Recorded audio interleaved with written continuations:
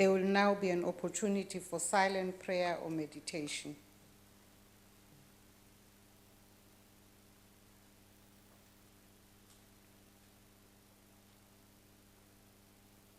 Thank you. Please be seated.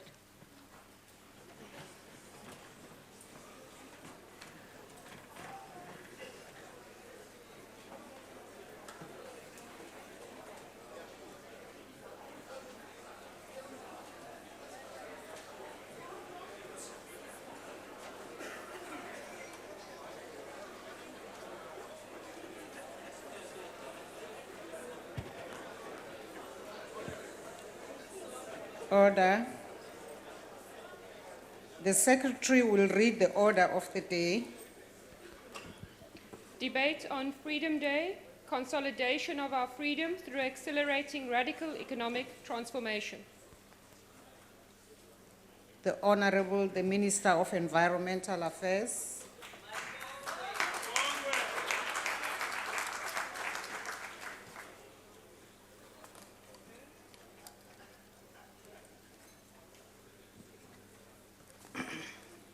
Thank you very much, Honorable Speaker, honorable members of this August House and our guests.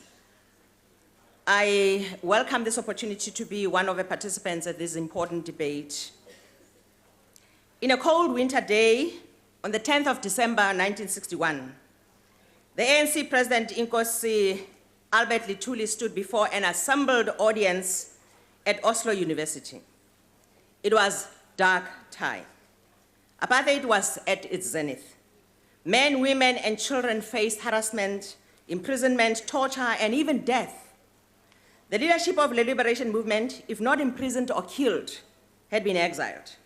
Even humble Nkosi Lithuli thanked the Nobel Committee for its recognition of what he called his small contribution to the welfare of mankind.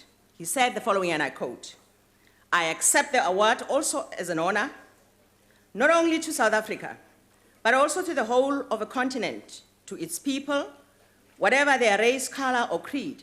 It is an honor to the peace-loving people of the entire world and an encouragement to us all to redouble our effort in the struggle for peace and friendship," close quote.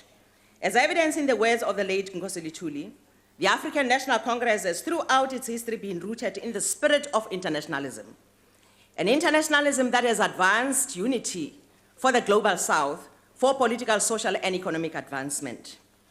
And so I begin my address with reaffirming the rallying cry of a Freedom Charter, and the clause in particular that says, "There shall be peace and friendship."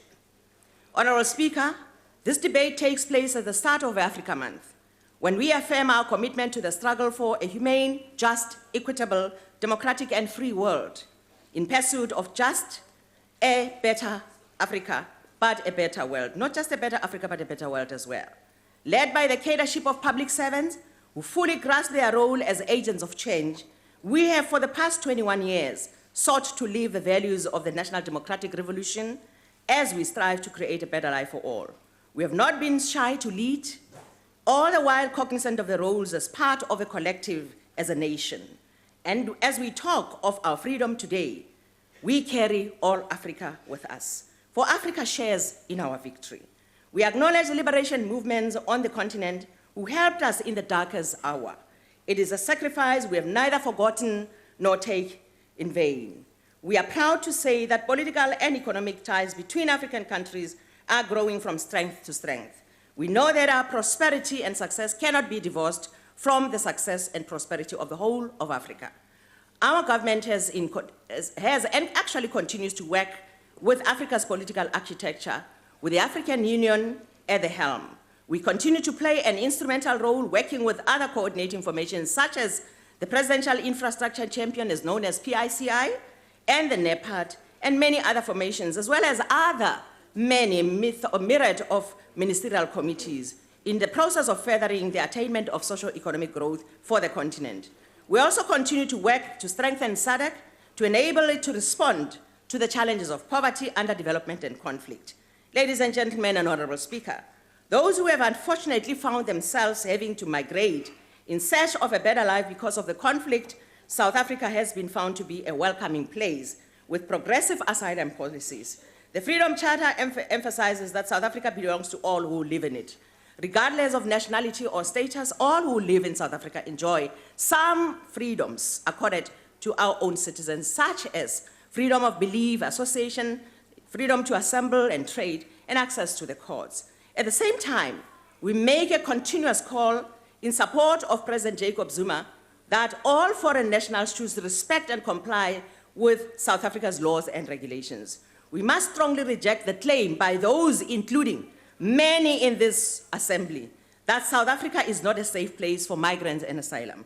It cannot be that following this government's successful containment or isolated acts of violence directed at foreign nationals, that some governments continue to issue so-called travel advisories warning people against visiting South Africa, causing damage to our economy. It cannot be, it can never be that we, as an entire nation, are tarred and feathered and described as having a so-called irrational fear and hatred of foreigners. Honorable Speaker, let it be said that violence in any form has no place in the South Africa that we live here today. We sought and actually so hard fought for. Under President Zuma's leadership, all the success resources of the state have been mobilized to contain and deal with these acts. The Interministerial Committee has been holding consultative meetings with communities. This Parliament has actually postponed its whole week sitting to be there amongst the people to deal with these matters. This process would not be conclusive, ladies and gentlemen, if it did not include a frank discussion around immigration to address often legitimate concerns of our communities. Most importantly, we as South Africa will be assisting to strengthen and build institutional integrity in those African countries facing challenges of governance, the end result being that citizens will be able to have tangible, active stake in their own countries, encouraging them to remain there and actually contribute to their economies. Honorable Speaker, ladies and gentlemen, we have traveled a long way, and we fully appreciate the enormity of this challenge. Until the 27th of April 1994, South Africa could not speak as one nation. As a minority enjoyed lives and relative privileges, with the majority relegated to the periphery. Under apartheid, white South Africa enjoyed basic municipal services, but blacks were provided substandard and intermittent water and sanitation facilities, refuse collection and electricity, or even none at all.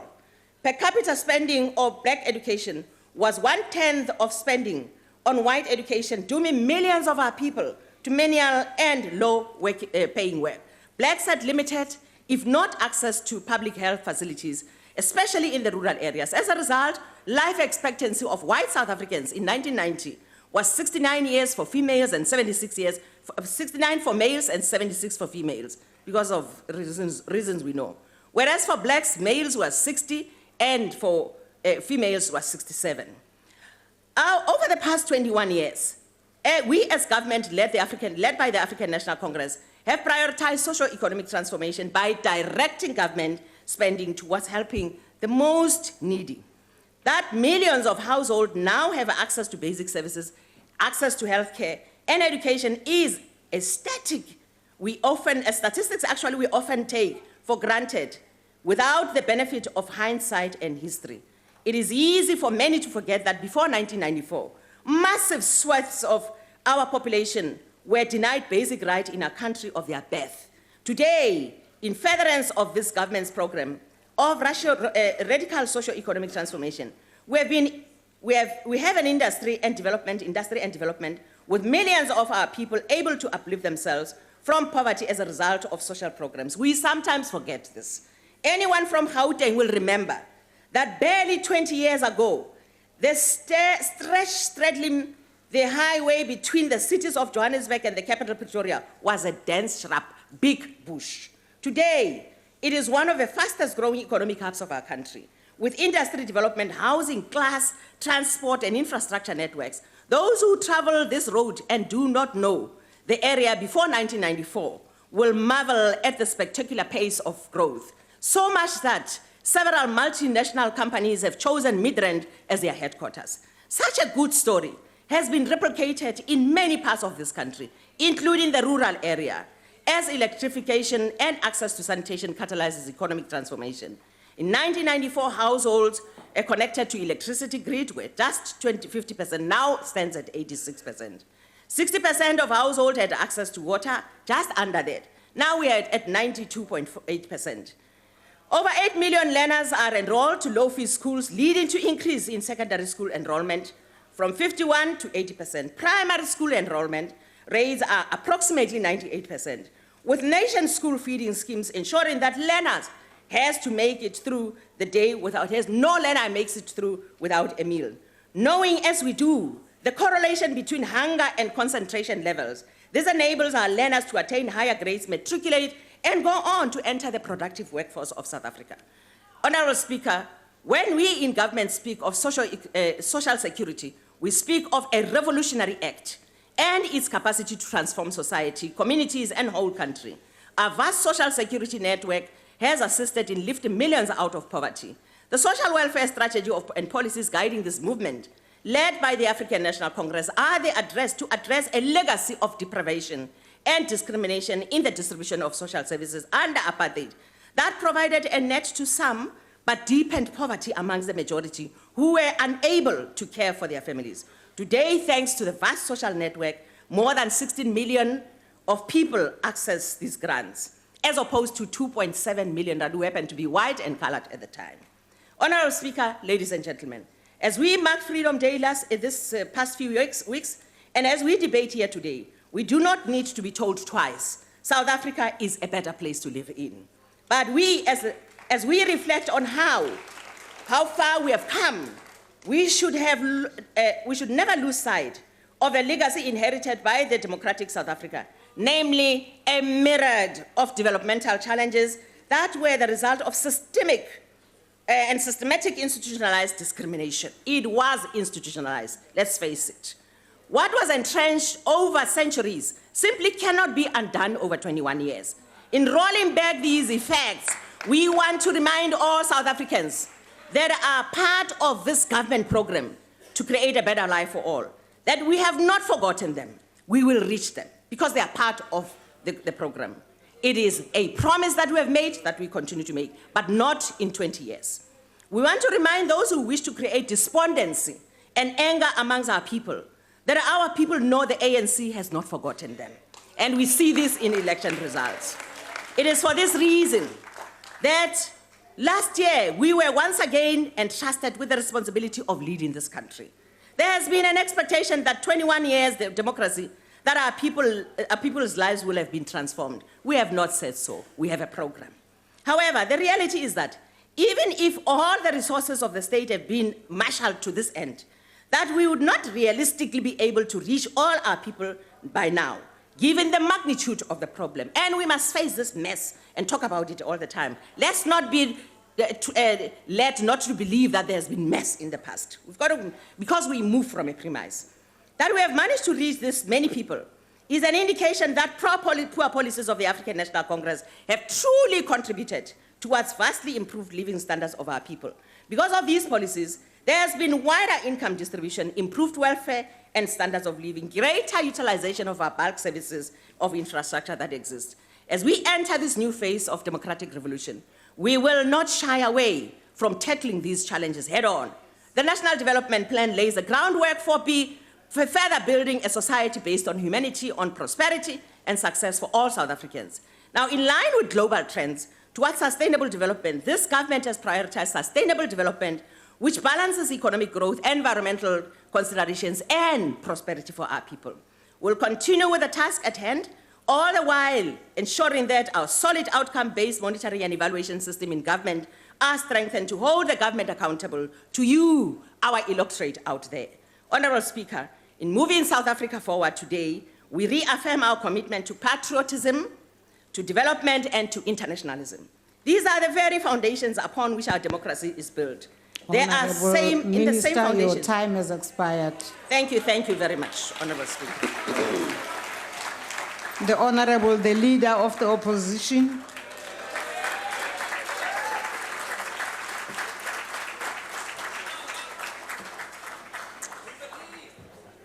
Madam Speaker, Deputy President, honorable members, Bagaetsu, Dumelang.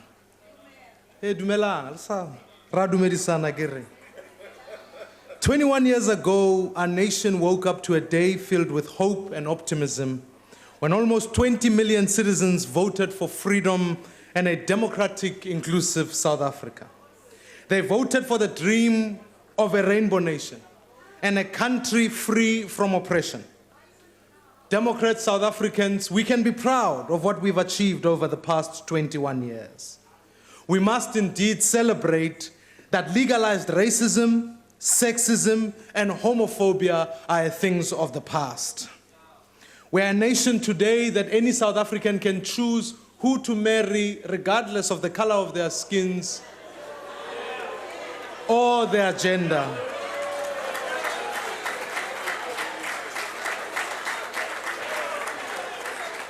Democrats, in fact, South Africans, honorable members, we still have much time, have much to overcome as a nation with a difficult past, but we indeed have to fight for an inclusive society. We believe in the values contained in our Constitution and the freedoms that it guarantees. In fact, I take great hope from what I see in cities where young people from diverse backgrounds socialize together in a way that their parents could never. Walking in the streets of Johannesburg, Cape Town, and Nelson Mandela Bay shows me that the dream of Nelson Mandela of a rainbow nation is alive and well. But as we take stock of where South Africa finds itself today, we must be honest with ourselves. I'm coming. Our democracy has come of age this year, but we are far from realizing the potential of our freedom. The government has steered away from the constitutional provisions that serve as the bedrock of our democracy. When the president was faced with the possibility of questions he would rather not answer during the State of the Nation address, the executive deployed a signal jamming device to limit the freedom of communications, violating the separation of powers. South Africans, when the opposition voices would not be silenced, the speaker had the entire caucus removed from this house, allowing the police to come into this chamber, limiting the freedoms of political association and freedom of expression. Honorable members, institutions designed to protect our democracy and the advancement of our freedom, like the Public Protector, the Hawks, and the IEC, are all under threat thanks to this government. Let's not fool ourselves. Corruption is indeed stealing our progress in advancing freedom, and this government has been advancing corruption.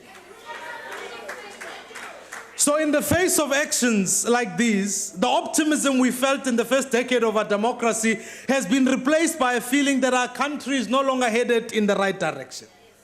These actions stem from a government that knows that it has failed us and has not delivered on the promise of a free South Africa. As we consider our freedom today, we must ask ourselves what freedoms mean when we continue to suffer from widespread inequality and joblessness. We have to acknowledge that for too many South Africans, freedom means nothing without opportunity. We are South Africans not yet free. We've only achieved the freedom to be free. We have to also acknowledge that economic inequality is still in South Africa a matter of race. So long as the color of our skin continues to determine our potential in the present, we will not be able to enjoy the freedoms contained in our Constitution.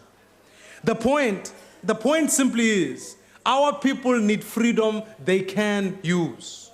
Honorable members, freedom is about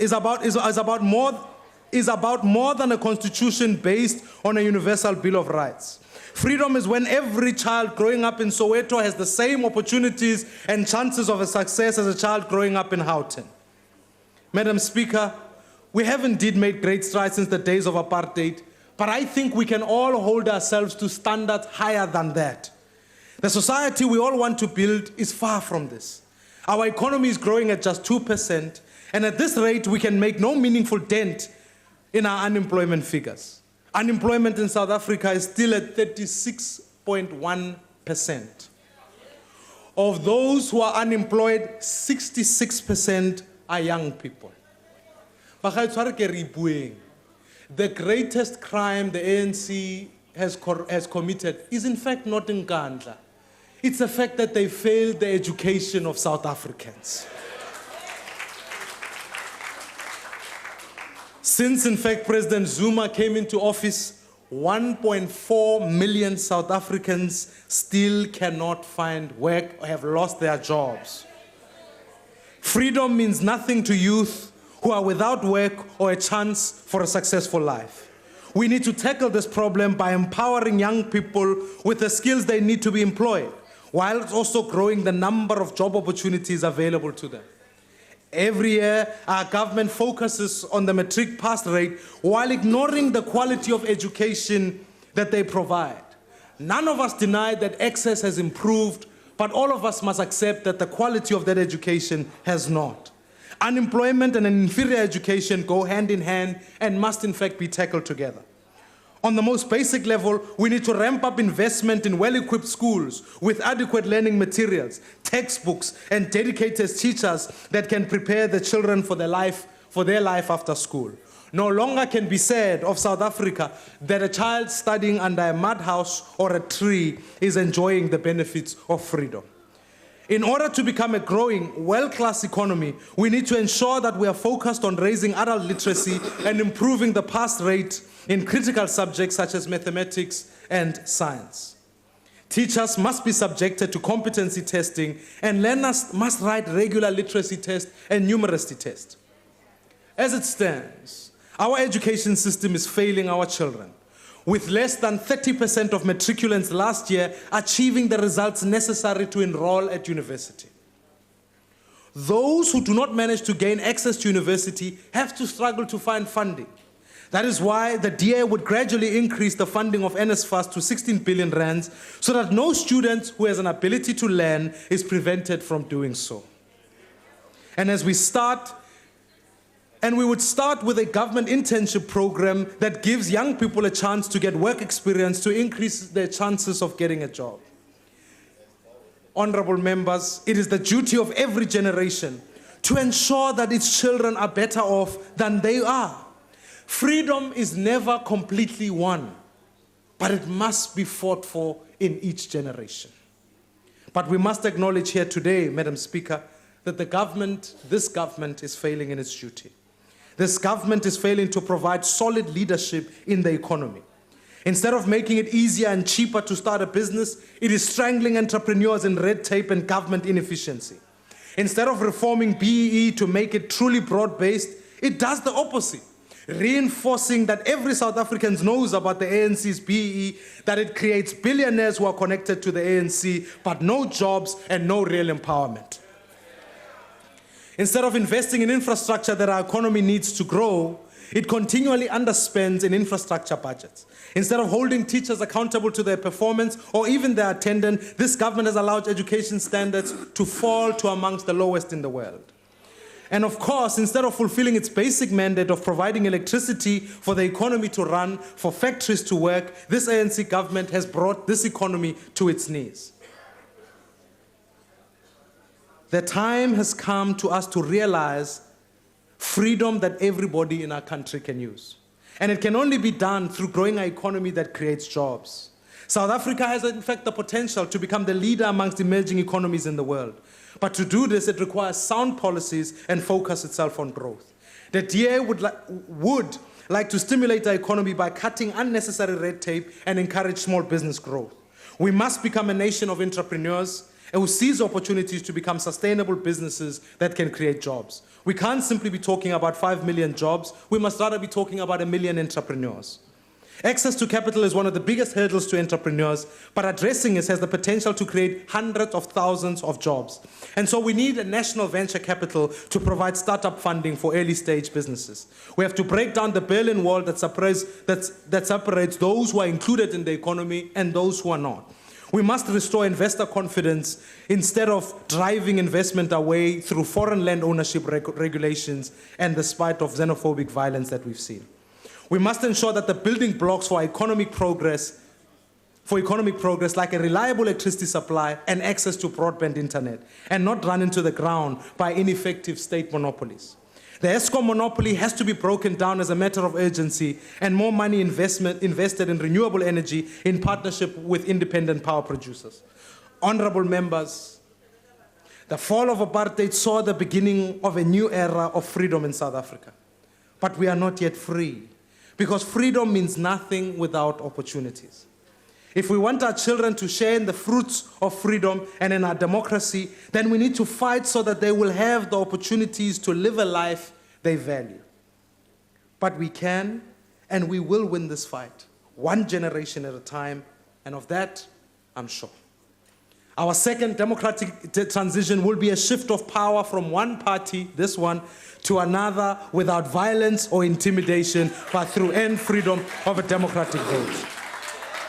The party will deliver a nation we dreamed of 24 years ago. In building a non-racial society, we shall be stronger than we were before. This party will see South Africa regain its rightful place as a beacon of freedom in this world. South Africans, let freedom reign in this great land. Rea leboga. I thank you very much.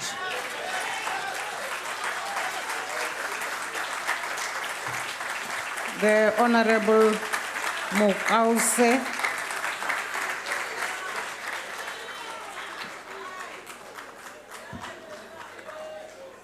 Honorable Speaker, honorable members, Bagaetsho dumelang.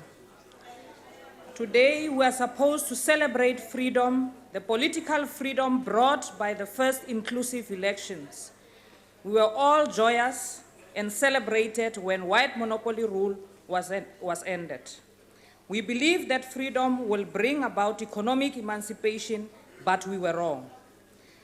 What freedom are we celebrating when 21 years later, 44% of South Africans live in absolute poverty? What freedom are we celebrating when even those with jobs are paid slave wages? What freedom are we celebrating when women continue to be exploited and rural women not allowed to own the land? What freedom are we celebrating when white monopoly capital continue to own and control our economy? Madam Speaker, what freedom are we celebrating when the government of the day massacred and killed workers who demanded a living wage in Marikana? What freedom are we celebrating when in Mothutlung citizens are killed for demanding clean water? Is political freedom enough when it does not come with economic freedom and power? We therefore stand here as the government in waiting, the economic freedom fighters, not to celebrate the meaningless freedom. We are here to demand true and complete freedom for our people. True freedom means ownership of the land, ability to produce our own food from our own land. Freedom means control and ownership of our minerals resources with the aim of beneficiating and industrialization in the Northern Cape, where I come from. Freedom is only the big hole and nothing else. True freedom means access to free quality education, houses and sanitation. True freedom means a sensible minimum wage for all workers. True freedom means we should build our own industries and not import all goods and services. Madam Speaker, true freedom means that we should live side by side with our own brothers and sisters from the African continent. Honorable Speaker, unless we have true economic freedom, there is nothing to celebrate, absolutely nothing to celebrate. We, the EFF, when we take over as government, we will bring true and complete freedom to the people of this country and the people of this continent. True freedom is economic freedom, and we will get there. Thank you.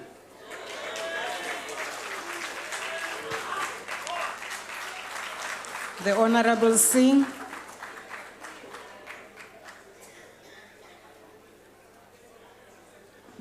Thank you, Honourable Speaker.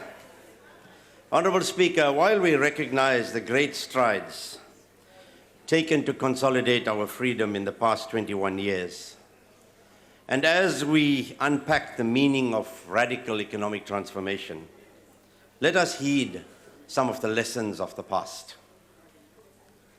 There came a time in our liberation struggle when a new crop of activists demanded radical action to accelerate political freedom.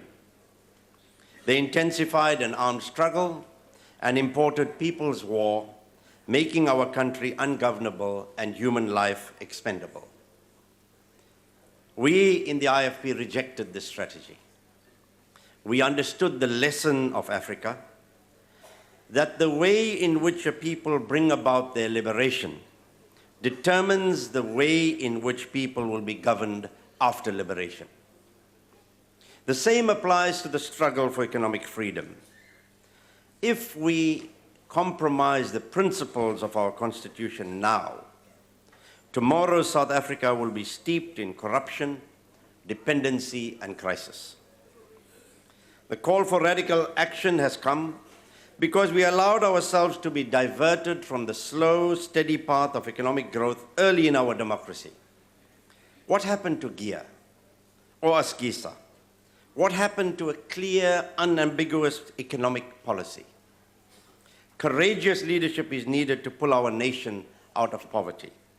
But courage without wisdom is folly. For 40 years, the IFP has been guided by the wisdom of its leader. Long before political freedom, Prince Buthelezi warned of the battle ahead for economic freedom. In 1986, that's almost 30 years ago, and it's recorded, and I quote, "Nowhere in Africa has political victory given rise to utopia overnight." And we see that here as well. Indeed, in a great many places, poverty, destitution, want, and ignorance have been as bad after victory as they were before victory. But it is poverty with hope, because after victory, self-help, hard work, schooling, training, and experience have combined to lift people up. The question that arises, Honourable Speaker, is there now a quick fix that can replace self-help, hard work, schooling, training, and experience? Have we failed to walk this necessary path? We have failed, I believe, to stimulate self-help, preferring to create dependency. We have failed to value hard work, preferring entitlement. We have failed to elevate education and training, preferring to experiment with curriculums and low standards. And yes, we have failed to enable our people to gain experience, for they remain in the shackles of unemployment. The question is, have we arrived? The answer is no towards economic emancipation. Will we arrive? The answer is yes. And we all live in the hope that we will arrive with economic transformation in the future. Thank you, Honourable Speaker. The Honorable Sheikh Imam.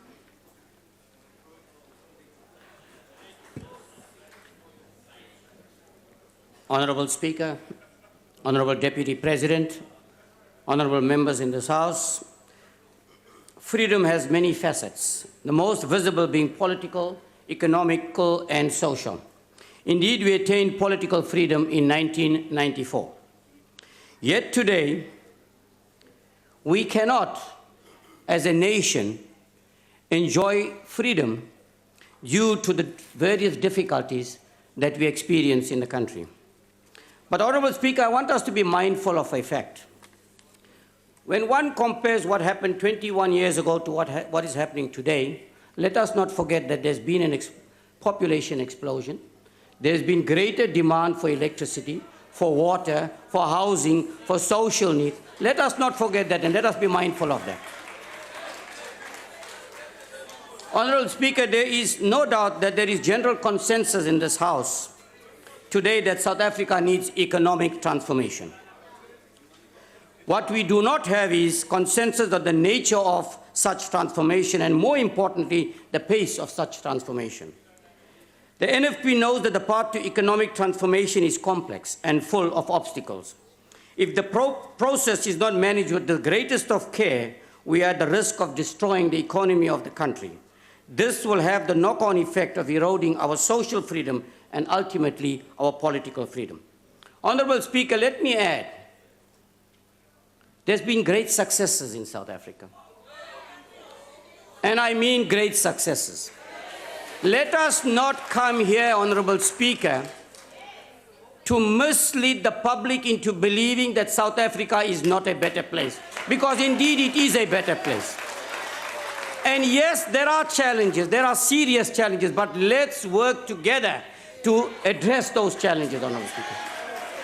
Honorable Speaker, there has been successes in the police department, in the health department, in home affairs, in water and sanitation, in electricity. But let me add one very important point, Honorable Speaker. There has been success, and even in the energy department, even though we complain about load shedding. Honorable Speaker, dabbling in grand socio-economic theories will not deliver economic transformation, nor will populist slogans, nor will divisions, nor would hypocrisy coming and saying, you did not do this, you did not do this, but we don't do this and we don't do this either.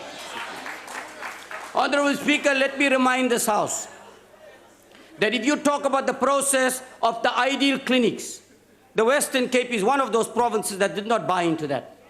But did you see the shocking conditions of the clinics in the Western Cape? I have seen them. So I'm well informed. So let us not complain and find faults, but rather find solutions. Let me iterate. Honorable Speaker,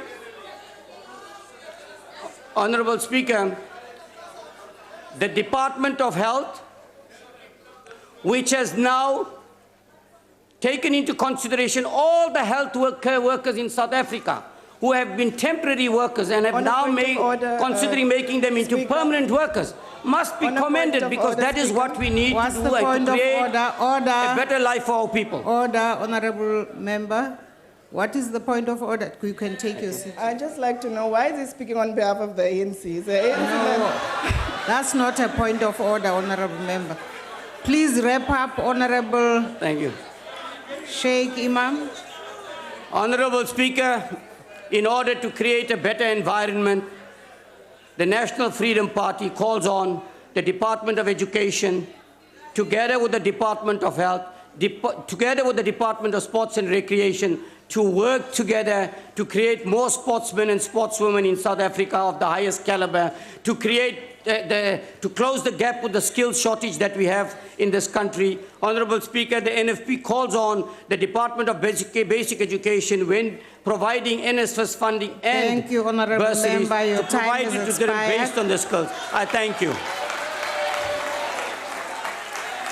The Honorable Mutla Shuping.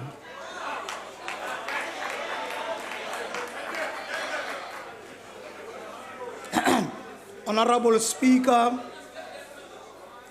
Honorable Deputy President, Deputy Chairperson of the National Council of Provinces, Chief Whip of the National Council of Provinces, honorable members of this august House, comrades, comrades, it is important that we should note that freedom of this country was never achieved on a silver spoon. It was a freedom fought by brave men and women. It was never fought by cowards who today enjoy the freedom that was fought by the African National Congress. They are enjoying it today. They are able to ascend this podium and speak like never before. The ANC has fought for this freedom, and we have achieved it and will continue to better the lives of our people. Today, those who spoke and did not want Comrade Nelson Mandela, those who never called for his release, those who never campaigned for his release, are today regarding him as a hero. He's a hero of the African National Congress. Our honorable member of the leader of the opposition comes here and says, Nkandla is no longer a problem. The problem is education. I am not sure if he wants to rewind the wheel and have us having apartheid education. We've got an equal education for all in this country, and it can't be.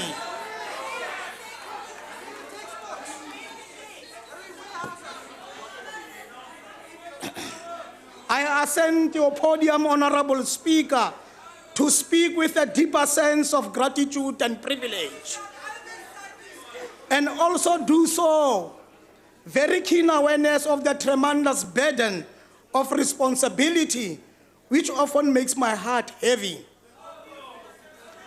Our topic of debate and discussion today presents an occasion of joyful encouragement.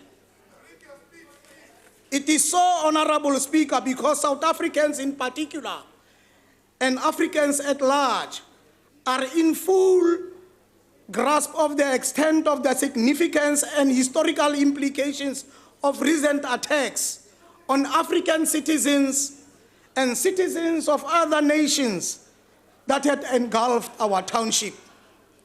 The ANC has never called on the attack on foreign nationals and African brothers. Those who continue to speak lies, there has never been a call from the African National Congress to say our African brothers and sisters must be attacked.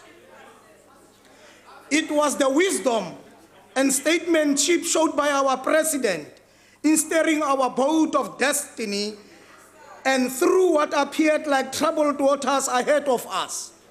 No one would dare claim to not have witnessed a profound providence with which our people in this country honestly and courageously kept the streams towards peace and progress.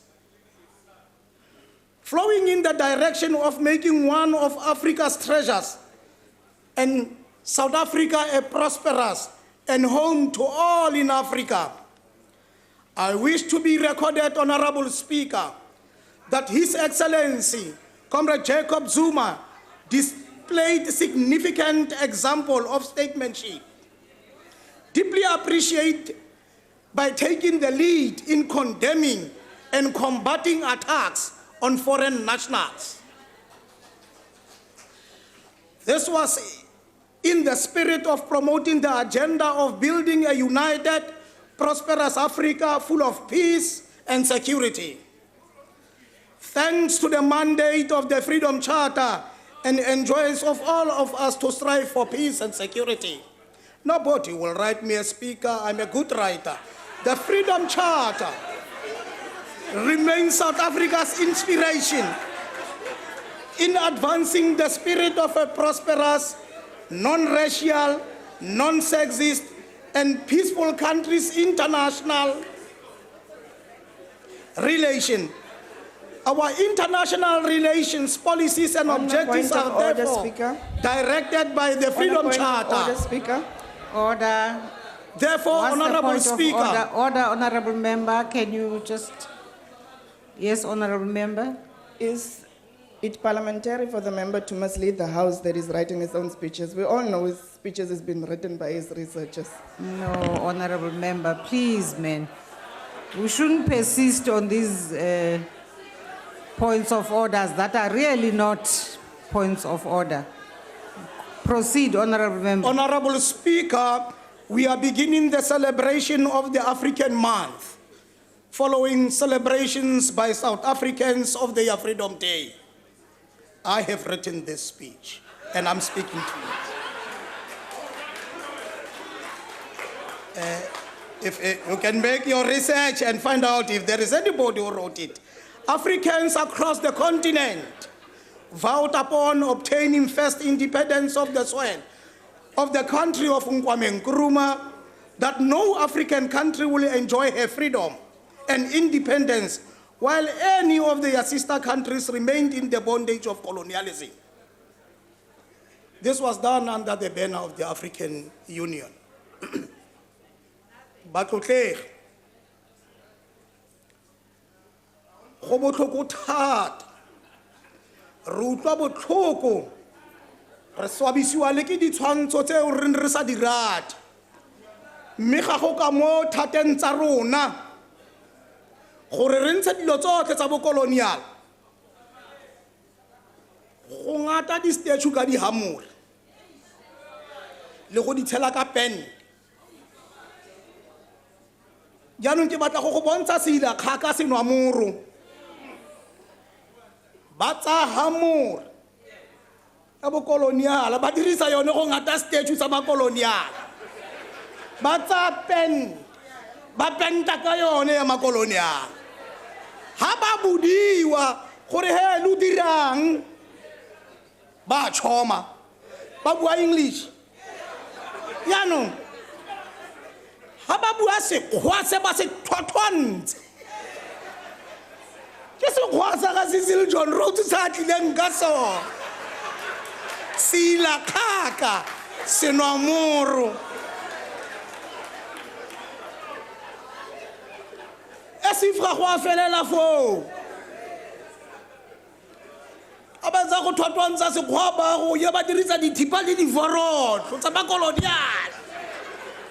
Ha ba tswa foo ba tsamaya ba go di-townshiping, which is an apartheid creation, a township that were created by our oppressors. Dinwa kgaka, di ila kgaka, dinwa moro. Ha o ila kgaka ga o nwe moro wa teng. Africans across the continent vowed upon obtaining first independence on the African soil.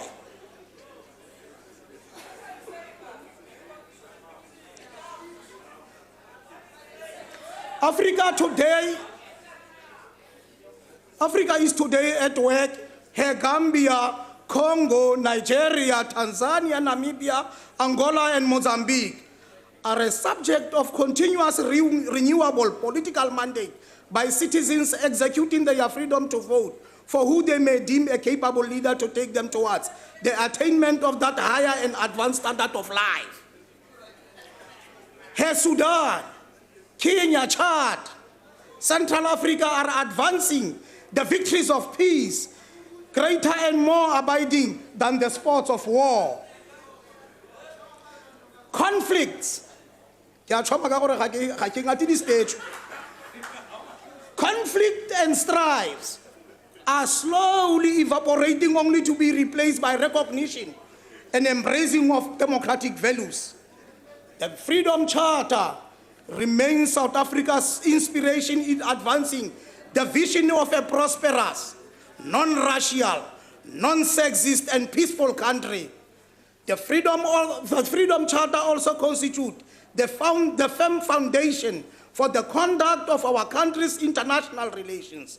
Our international relations policies and objectives are therefore directed by the Freedom Charters. There shall be peace and friendship, and that the right of all peoples of Africa to independence and self-governance shall be recognized and shall be the basis of close cooperation.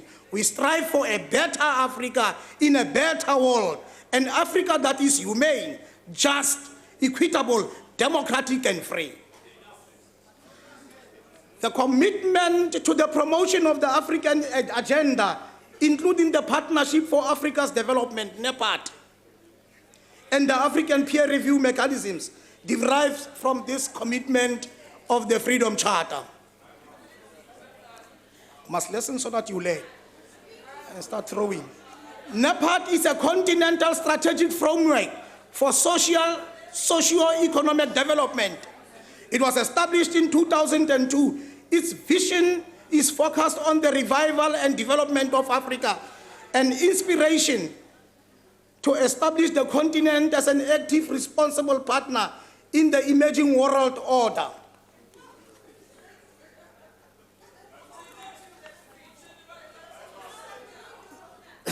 The initiative is anchored on the determinations of Africans to extricate themselves on the continent from the malaise of underdevelopment and exclusion in a globalizing world. It is a call for a new relationship based on partnerships domestically, continentally, internationally to address underdevelopment. The partnership is founded on the realization of common interest, obligations, commitment, benefits, and equality. You can never enjoy freedom alone as South Africans when Africa is not free. Because the fundamental question that we must ask ourselves is, why are the people moving from their own countries and come to South Africa? South Africa is stable. South Africa has the correct leadership. South Africa is in good hands. That is why people come to this country. People risk their lives. Others go into boats from African countries. Therefore, you cannot talk about a free Africa in isolation from the African continent. Then you are dreaming. You belong to a continent.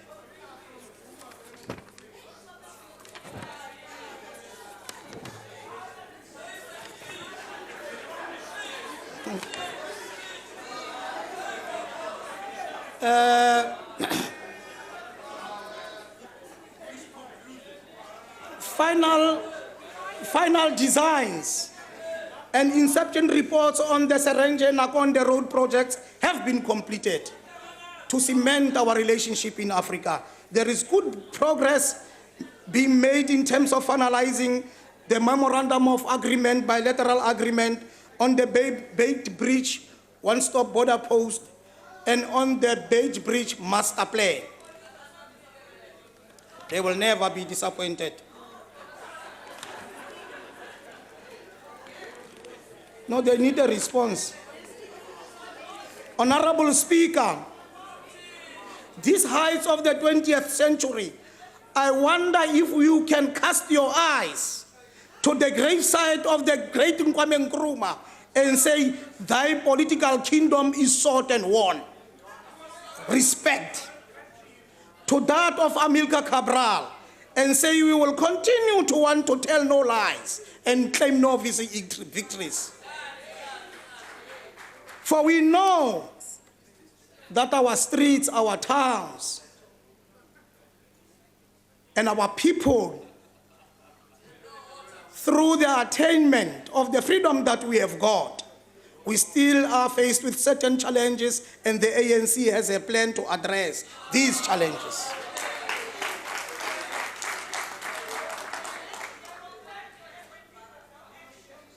We must say thank you. We must then say thank you. And thank you to Julius Nyerere. You know, it is a pity that some of you has experienced the hardships of living under such leaders. And those who are enjoying the freedom that you suffered for today, they just make noise in this house, disrespectful, because they never knew the hardships of fighting for freedom. We shall say thank you to Patrick Lumumba, Augustine Neto, Samora Machel, Jomo Kenyatta, Nelson Mandela, Walter Sisulu, Govan Mbeki, Joshua Nkomo, Kenneth Kaunda, for being the apostles of the new order.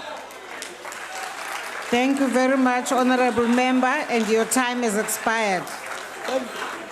Thank you, Honorable Speaker. Speaker. The Honorable Olomisa. Speaker. Yes, Honorable Maxim. I think I must rise on a point of advice to the whippery of the ANC that such people, they don't deserve 15 minutes. They deserve only 4 minutes because this man didn't say anything. You should put that item of discussion in the Chief Whips Forum and advise the whips of the ANC. Honorable Olomisa. Honorable Speaker, Honorable Deputy President, and honorable members, the struggle for total freedom is a nation struggle fought from all corners of society. People individually, collectively, and through organized voluntary associations and other organs fought for a free South Africa, either by default or by design.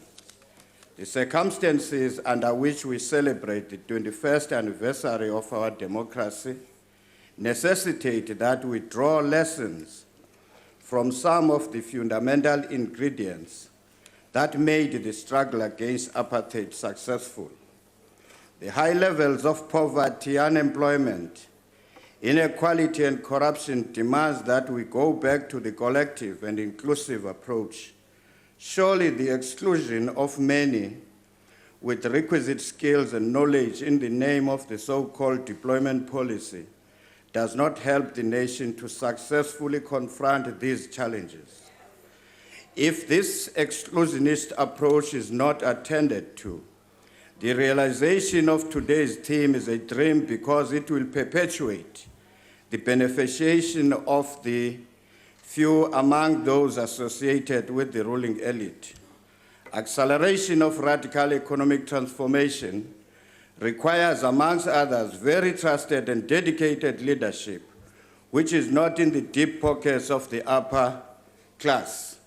The key challenge for the realization of this theme is the fact that a ruling alliance is found wanting on the economic policy direction that the country should follow 21 years into democracy. Instead of consolidating, it finds itself in crisis of a major disintegration with absolutely no hope of providing leadership on the very same theme. Clearly, the radical economic transformation agenda cannot be allowed to be a private property of this disintegrated elite. Let the nation unite and march to the powers that be against poverty, unemployment, corruption, and nepotism. Sanjay. The Honorable Groenewald. Agbare Speaker, as ons kyk wat die afgelope maand en 'n half in Suid-Afrika gebeur, dan kan ons nie kom en spog en sê Suid-Afrika is vry nie. As daar 'n aanslag is op die erfenis en die standbeelde van die Afrikaner, waar dit beskadig word en verniel word, en as ons gaan kyk wat se wetteloosheid daar in Suid-Afrika plaasvind oor die plundering van winkels, dan sê ek vir u, dit is misdadigheid. Suid-Afrika is nie vry nie. Suid-Afrika het 'n misdadige land geword. Ek wil ook vir u sê, dat as u sê dat u die ekonomie wil vrymaak, then I want to say to you to pay for almost 17 million people some other form of social grant doesn't make them free. It makes them dependent on the government, and it suits the government because they need their votes. That's not freedom. En dan wil ek ook vir u sê, as u in terme van die ekonomie voortgaan met regstellende aksie, as u voortgaan met swart ekonomiese bemagtiging, dan sal u nie 'n ekonomiese groei in Suid-Afrika kry om werk te skep vir die mense van Suid-Afrika nie. Ons kan nie die hele tyd net bak staan in Suid-Afrika nie. Ons moet begin werk. Freedom is not free. You have to work. That is the fact of freedom. En ek wil ook vandag vir u sê, dat as die regering van die dag nie ingryp by die vakbonde en dit as hulle vernoot uitskakel nie, dan sê ek vandag vir u, it's quite clear, your arrogance exceeds your intelligence. Shut up. As dit nie gebeur nie, dan wil ek vandag vir u sê, dan gaan dit die ekonomie van Suid-Afrika vernietig. U sal moet ingryp en u sal moet daadwerklik optree teen u vennote. U kan nie voortgaan om die wit mense in Suid-Afrika en spesifiek ook die Afrikaner die heeltyd wil uitrangeer, maar u wil hulle bydraes hê, u wil hulle belasting hê nie. Ek wil vandag vir u sê, hulle kan nie net die melkkoeie van Suid-Afrika wees nie, u moet hulle erken, en u moet ontslaa raak van die kommuniste in u party, want sosialisme is 'n resep vir chaos en wanorde en armoede. Ek dank u. The Honorable Chetty.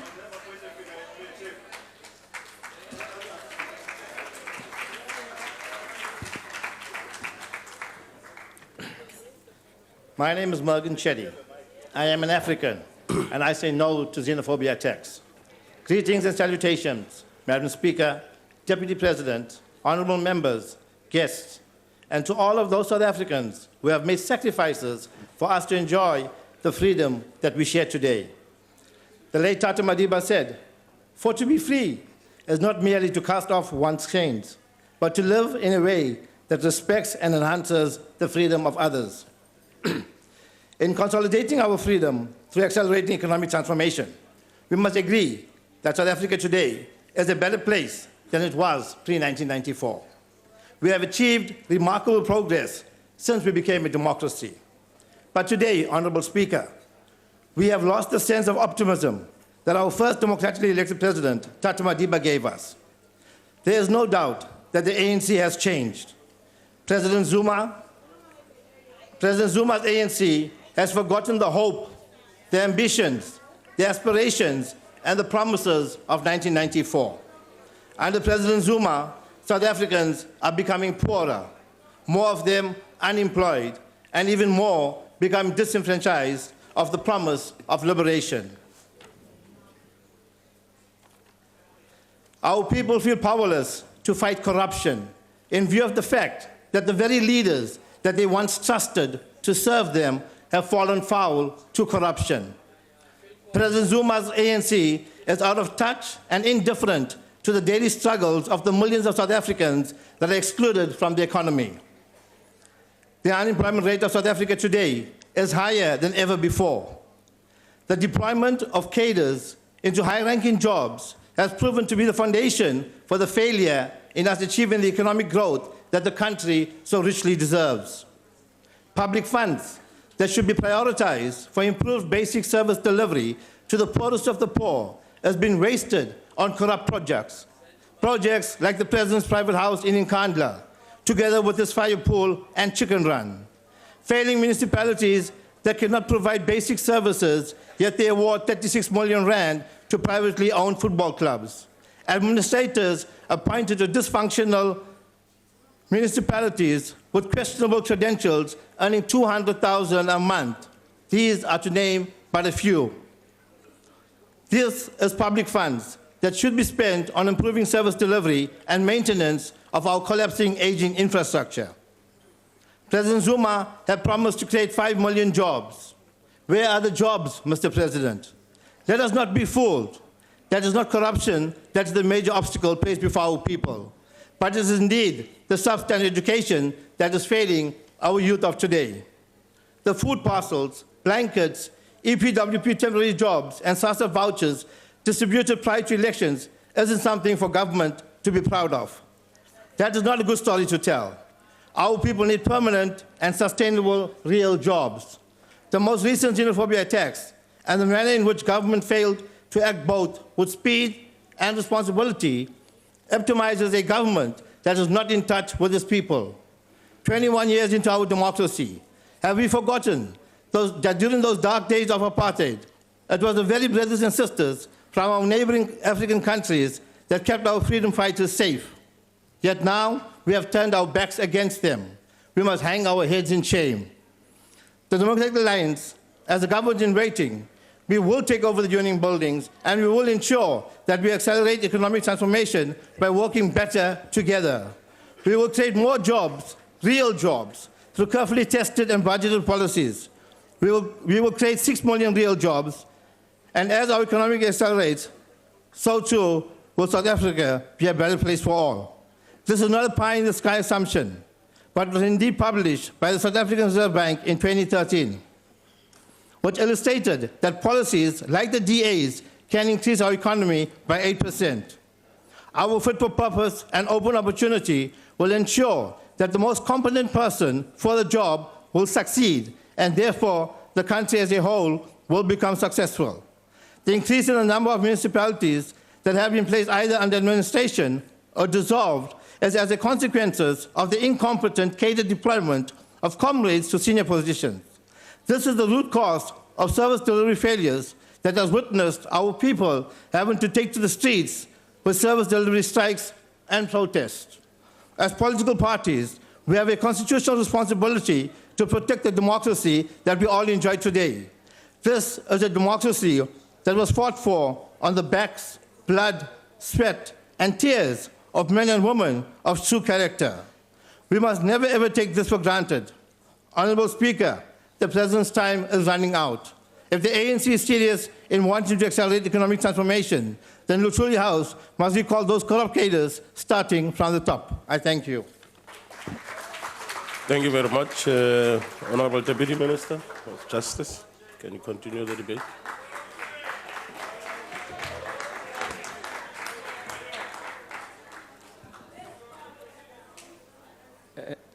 Honorable Chairperson of this joint sitting of Parliament, Your Excellency, the Deputy President of the Republic, Honorable Ministers and Premiers present, fellow members and delegates, the House at large. It is to me an honor and a privilege to participate in this public discourse from this hallowed chamber of our people's distinguished representatives about our freedom as a country and our right to self-determination as a people on the occasion of the 21st anniversary of our Freedom Day. Chairperson, I wish to confess that I'm among those South Africans who each time we rise to sing our national anthem, I do it always with a heavy heart. At times, it is with an embarrassing swell of tears in my eyes from memories of countless faces of South Africans that I came to know who perished prematurely years before we attained the dream we are here celebrating today. Many of them succumbed to the ravages of malaria and meningitis. Some were murdered in the still of the night and their bodies torched with petrol in our neighboring states. Many more were killed on our home soil in skirmishes and roadblocks, and their bodies were mutilated and dismembered by those who were consumed by deep hatred for what they stood for.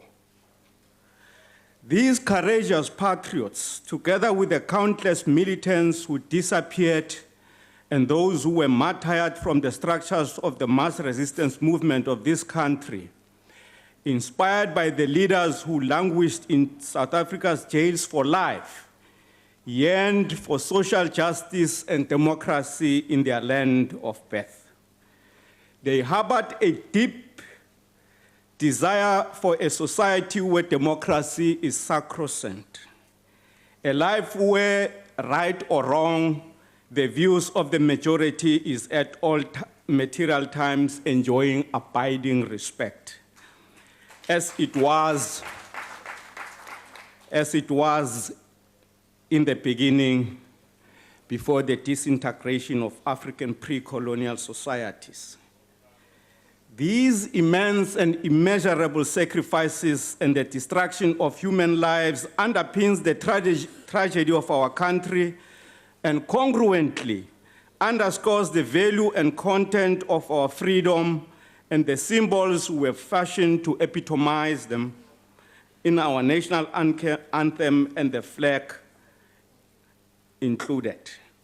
These sacrifices define our new democracy today in our country, lest we forget. Honorable Chairperson, I want to say it shall always be the case that in debates of this nature, some speeches are better managed by just being ignored.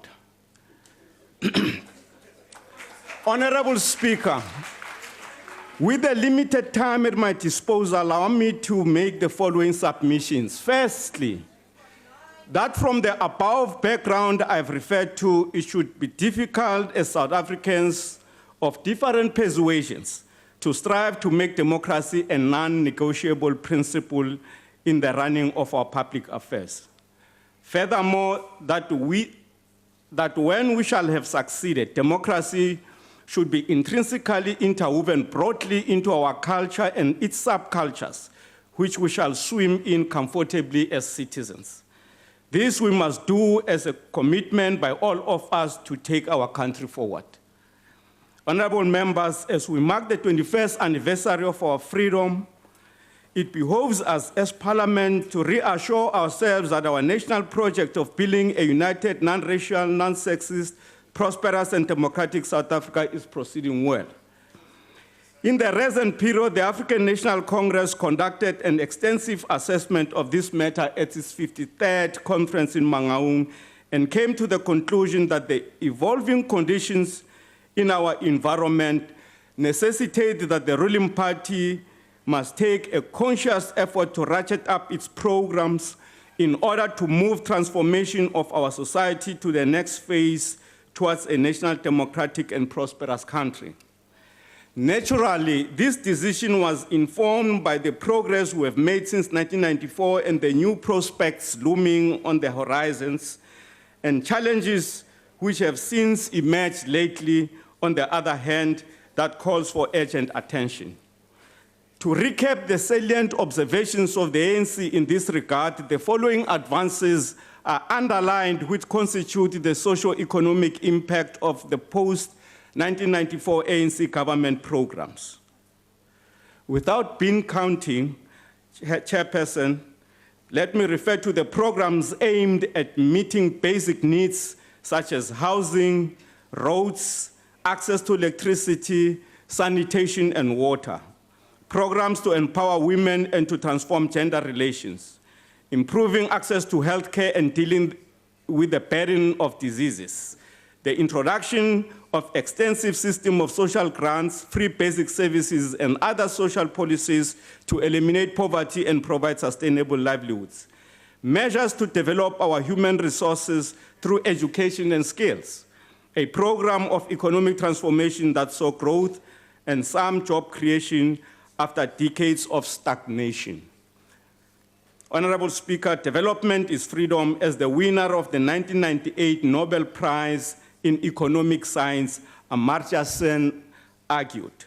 To quote him, development has to be more concerned with enhancing the lives we lead and the freedoms we enjoy, expanding the freedoms that we have reason to value, not only because our lives are richer and more unfettered, but also allows us to be fuller social persons, exercising our own volitions and interacting with and influencing the world in which we live, unquote.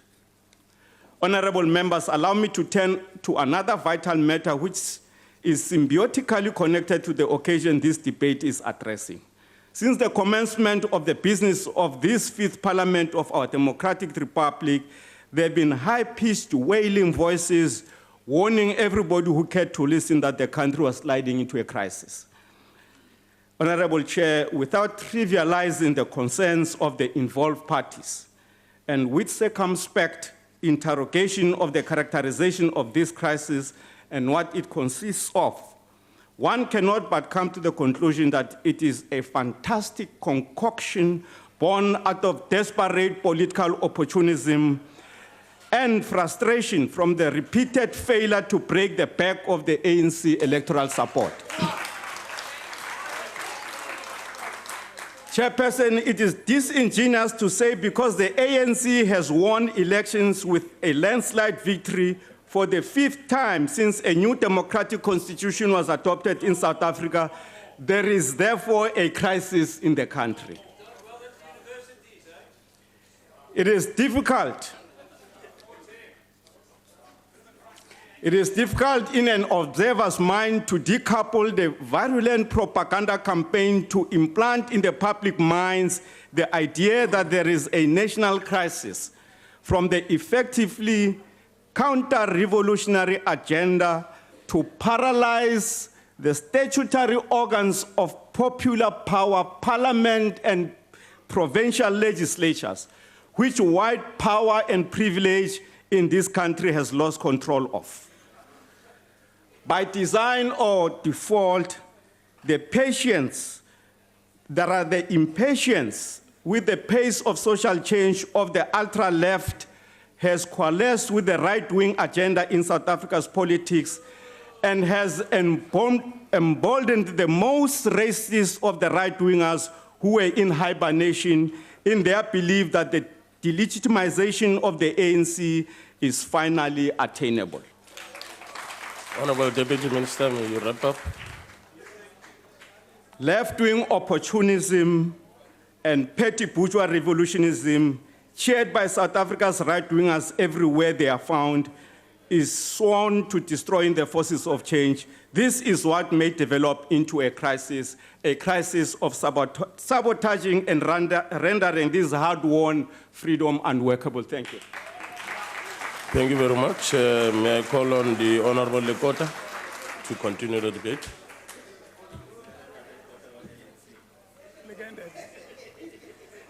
Honorable Chairperson, Honorable Deputy President, honorable members of the House, on the dawn of our democracy, President Mandela defined for all of us, or we defined ourselves, our objective, as a two-legged one.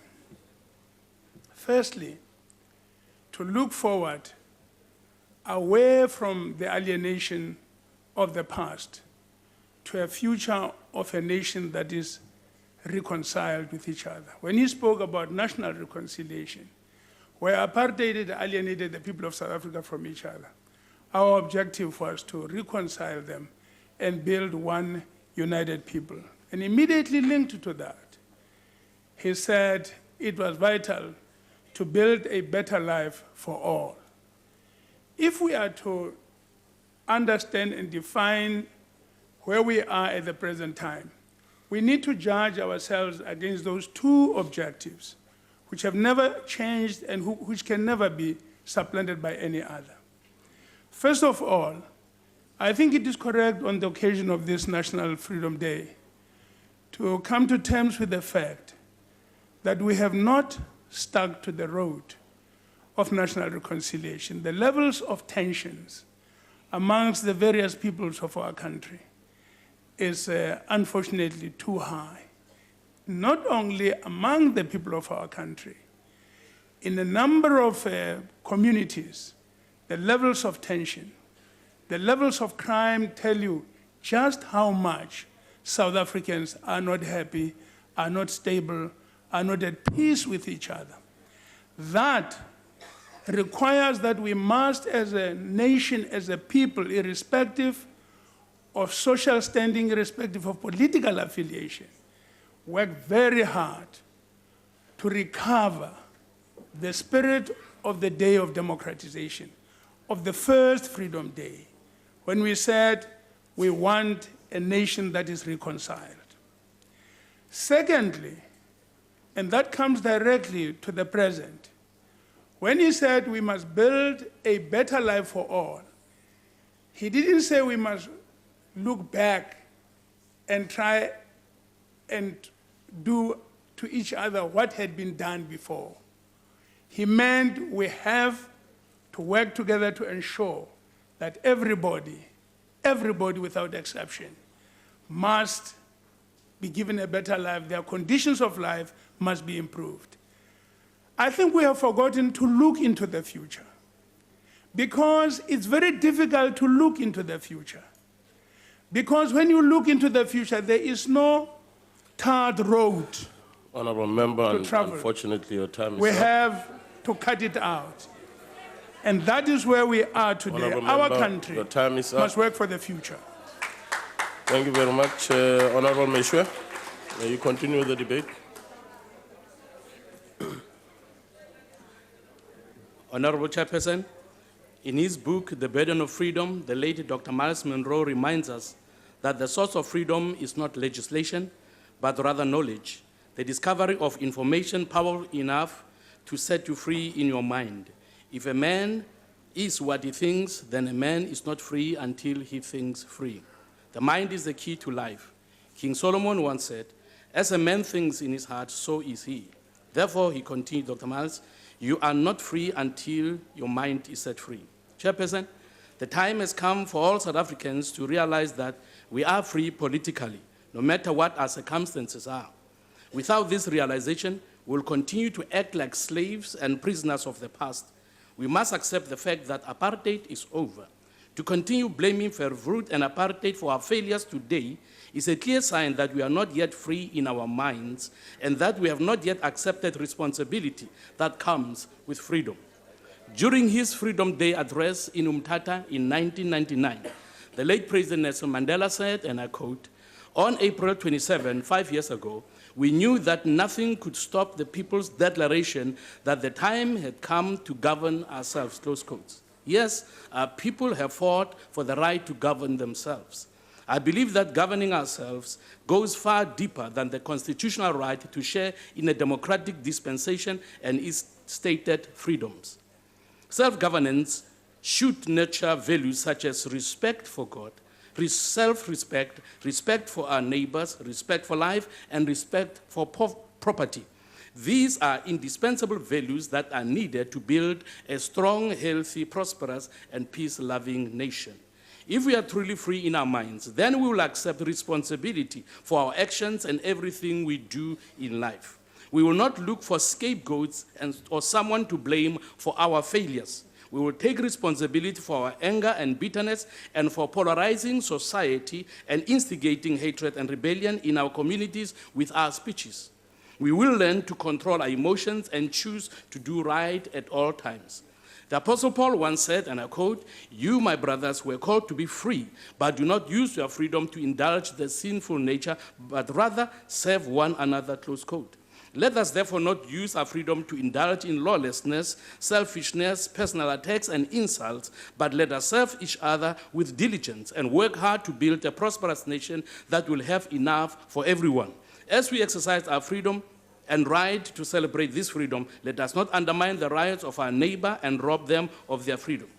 The ACDP believes South Africans must stand and work together to develop our country into an economic powerhouse that will take Africa out of what appears to be entrenched and endemic poverty. We need to agree on how to achieve our shared goals together while dealing with noticeable cracks in our relationships. Your time has expired.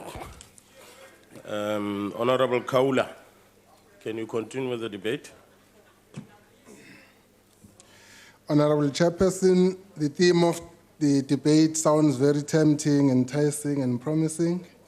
However, putting nice words together does not mean that what is said has happened, is happening, or will happen. What is exactly the reality of the situation of these words?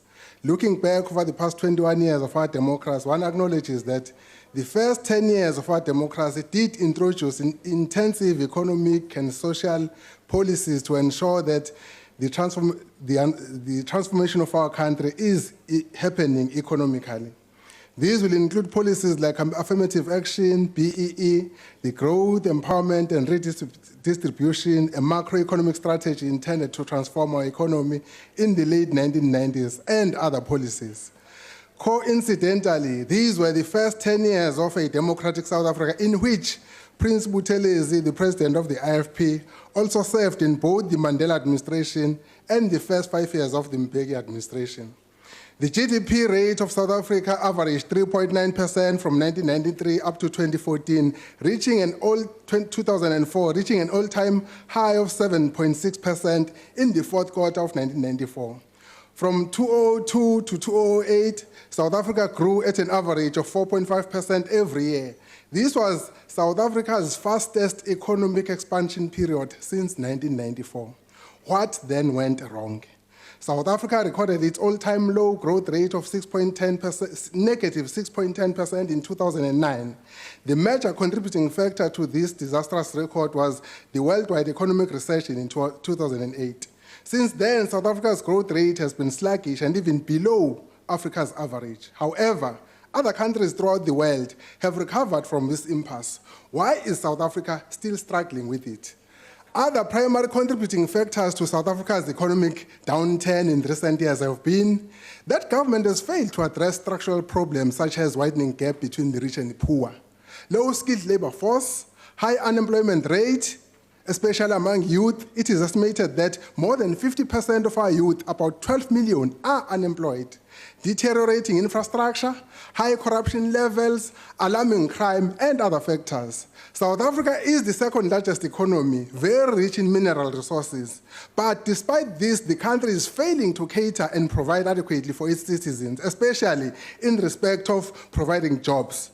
This clearly shows that there can be no radical economic transformation unless the country deals with the internal systems, such as electricity shortages, which is scaring industries and the world, introduce even tighter fiscal controls, sort out the justice and security cluster, show respect for the Chapter 9 institutions, remove infrastructure bottlenecks, especially in the power sector, improve government service delivery, and stabilize education and improve quality tertiary education. Honourable Member, your time is thank you, expired. Chairperson.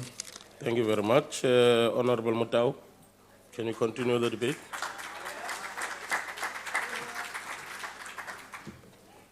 Honourable Chairperson, I'm a proud and patriotic citizen of South Africa. I am committed to ensure that South Africa does become the country of our dreams. Growing up in the dusty streets of several Pretoria townships, among them Lady Selborne and Attridgeville, even in the bleakest moments of our struggle against the apartheid regime, I remained optimistic as I looked forward to the day of our liberation. That day was 27 April 1994, and on that historic day, it was indeed a good day to be a South African. Sadly, as I address you today, I am less optimistic about the future of a new democratic South Africa than I have ever been. The day to mark our democracy's 21st birthday was anything but celebratory. In fact, for many in the country, it was a day of commemoration and mourning. We commiserated with the families of the victims of recent xenophobic attacks that have poured shame and scorn on all South Africans. The picture in the mirror is somber and sobering. South Africa is not yet a free country because we remain trapped in our tragic, violent past. Thus, we are not yet a nation. We have become known as the murder capital of the world. We have become a society that rapes its babies, sisters, mothers, grandmothers, and men. Corruption is destroying our efforts to create a hardworking and prosperous country. Our parliament passes bad laws we know should not pass because of the tyranny of a parliamentary majority. There are more than 8 million unemployed people, most of them young, who live without hope of finding employment or creating employment for themselves, and now we are being warned that they may revolt against democracy. We must heed this warning and get our young people into gainful employment to give them hope. Many of our state-owned enterprises are failing. The quality of our education leaves much to be desired. There appears to be a determined onslaught on our critical democratic institutions like the Office of the Public Protector, the National Prosecuting Authority, the Hawks, the Anti-Corruption Task Team, and the SAPS. ESCOM serves us blackouts, and we technically say these are load shedding. We choose to obfuscate rather than to address the real problems on the devastating effects of these blackouts have on our small businesses and the economy at large. These are the very things that need to be stimulated, yet they are suffocated by poor leadership, chronism, and denial. Honorable members, we will not consolidate our freedom unless we confront our demons, shed the debilitating political correctness that blunts any attempt to engage in constructive dialogue, and find real and lasting solutions to the country's problems. While the DA acknowledges the ills of our past and the intrinsically evil functionaries of a deeply racialized society, blaming apartheid for all our failures is an overworked, discredited crutch. None of us can be truly free, while a neighbor in our community or across our borders is not free. None of us can be truly free while we live in fear in our own homes and the streets of our country. None of us can be truly free while millions of South Africans remain jobless. The state police are not free to kill workers striking for better pay and working conditions. Marikana must never, ever happen again in this country. We are not free to kill and maim policemen and women while doing their job to protect us and our country. The state is not free to squander more than 200 million rand on the private residence of the President of the nation, while millions of South Africans live in shacks, many of these shacks not fit for human habitation.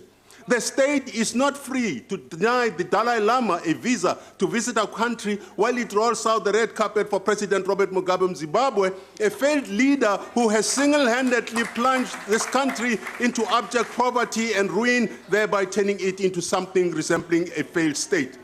The hundreds of thousands of illegal and legal Zimbabweans in this country are economic and political refugees from Mugabe's tyrannical rule. Today, they live in daily fear of xenophobic terrorism in the streets of our own country. Freedom is indivisible. None of us can be truly free until all South Africans are free from hunger, poverty, joblessness, homelessness, and hopelessness.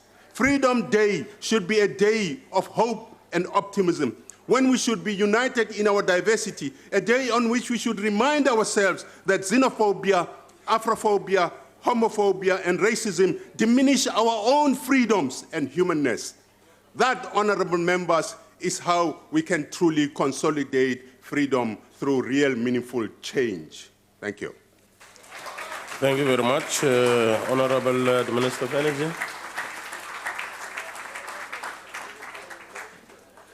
Honourable Speaker and Chairperson of the NCOP, Deputy Speaker and Deputy Chairperson, Your Excellency, Honourable Deputy President, colleagues, comrades and friends. This historic occasion provides an opportunity to reflect on the successes, opportunities and challenges that we have faced as a nation since 1994. We are prepared to move South Africa forward to a sustainable energy future. In President Zuma's State of the Nation address earlier this year, he reaffirmed the need to address our country's energy challenges in order to create a favorable environment for economic growth and development. The path we need to follow is clear. We must find solutions to our energy constraints in a way that balances our available alternatives. We need to work towards ensuring a sustained and secure supply of energy, especially clean energy. Energy is the means to drive economic transformation. We have to remain adept at addressing domestic challenges, and we must be resolute on delivering upon the goals as espoused in the NDP with a complex global environment. Our plans have been shaped by such issues as energy security, economic growth, environmental sustainability, and energy access for all, within the confines and restrictions of load shedding. Our immediate priority is to ensure that the integrated energy plan is finalized.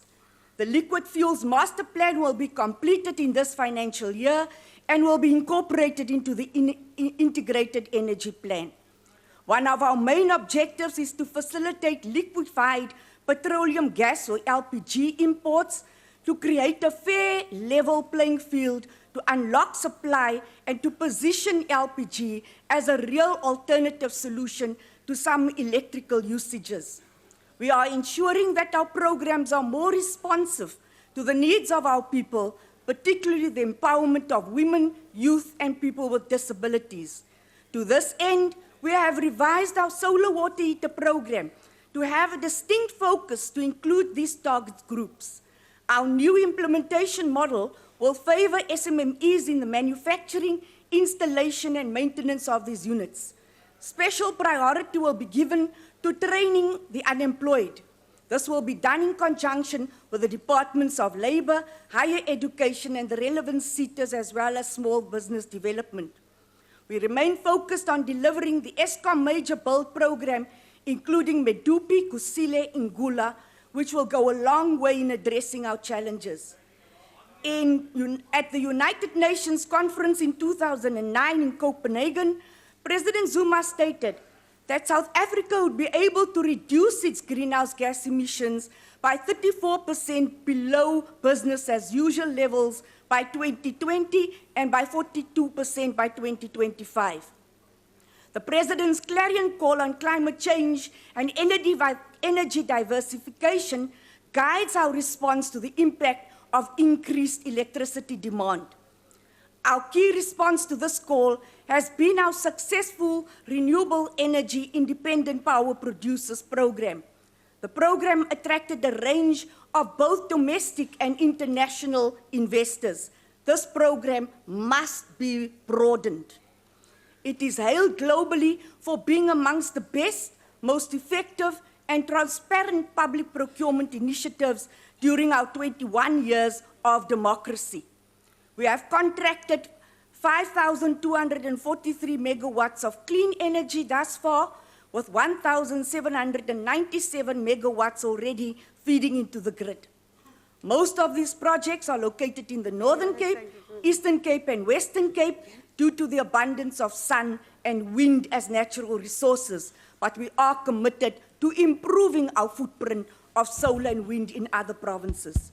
Furthermore, we will renew, and we have renewed 800 megawatts of cogeneration. Requests for further proposals to expand our cogeneration projects will be announced soon.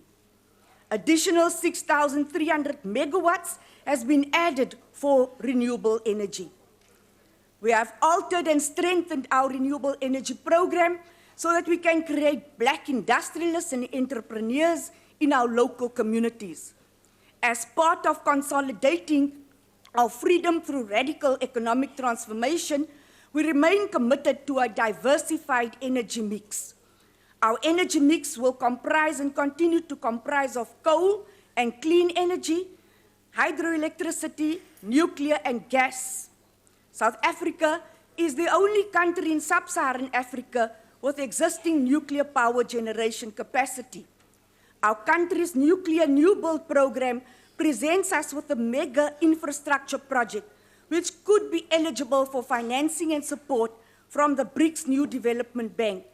We wish to recognize the sterling leadership of my colleague, Minister Nkwana Mashabane and Nene, in the development of this bank, as well as the regional bank in South Africa. Major offshore gas discoveries in Mozambique, Tanzania, and other sister African countries present South Africa with opportunities to develop our domestic economy. The gas strategy will include the gas utilization master plan as revised and updated to suit our current needs. Currently, its form is a little bit outdated. We will expand our continent's hydropower capacity through the Grand Inga project.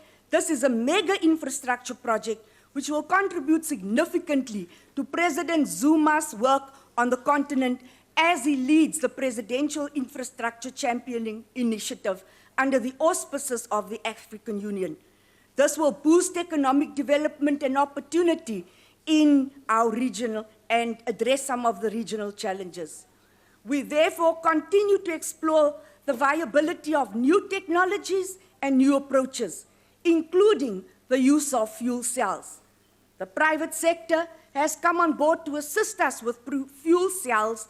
Department of Science and Technology is leading on this, and we must begin to look seriously at mini-grid and off-grid systems of electricity supply. Here, the role of mini hydroelectricity facilities will be amplified. Minister of Water and Sanitation is assisting with small hydro projects to provide off-grid opportunities. We are resolved to work with Minister Brown and other colleagues to address the complexities of load shedding. Allow me, Chairperson, to just deviate from my text. A circus monkey dances around its master, controlled like a puppet on a string. When the monkey is freed or released, the monkey will continue running around its master. This poor monkey simply doesn't understand that it is free. It has its own freedom. This is epitomized by Frantz Fanon when he speaks about black skins, white masks.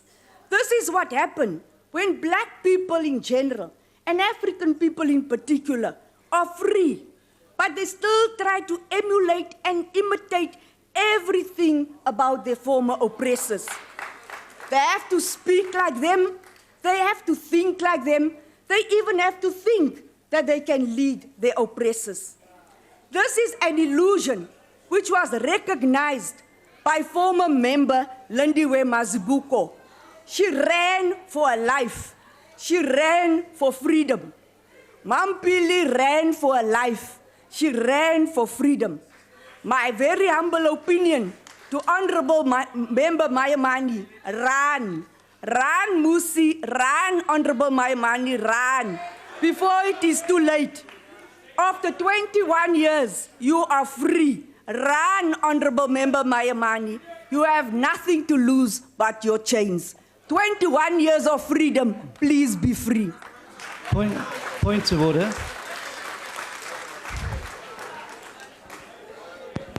Deputy Chair, I would just like to assure the honourable member there that the Honourable Mayamani is running. He's running for president.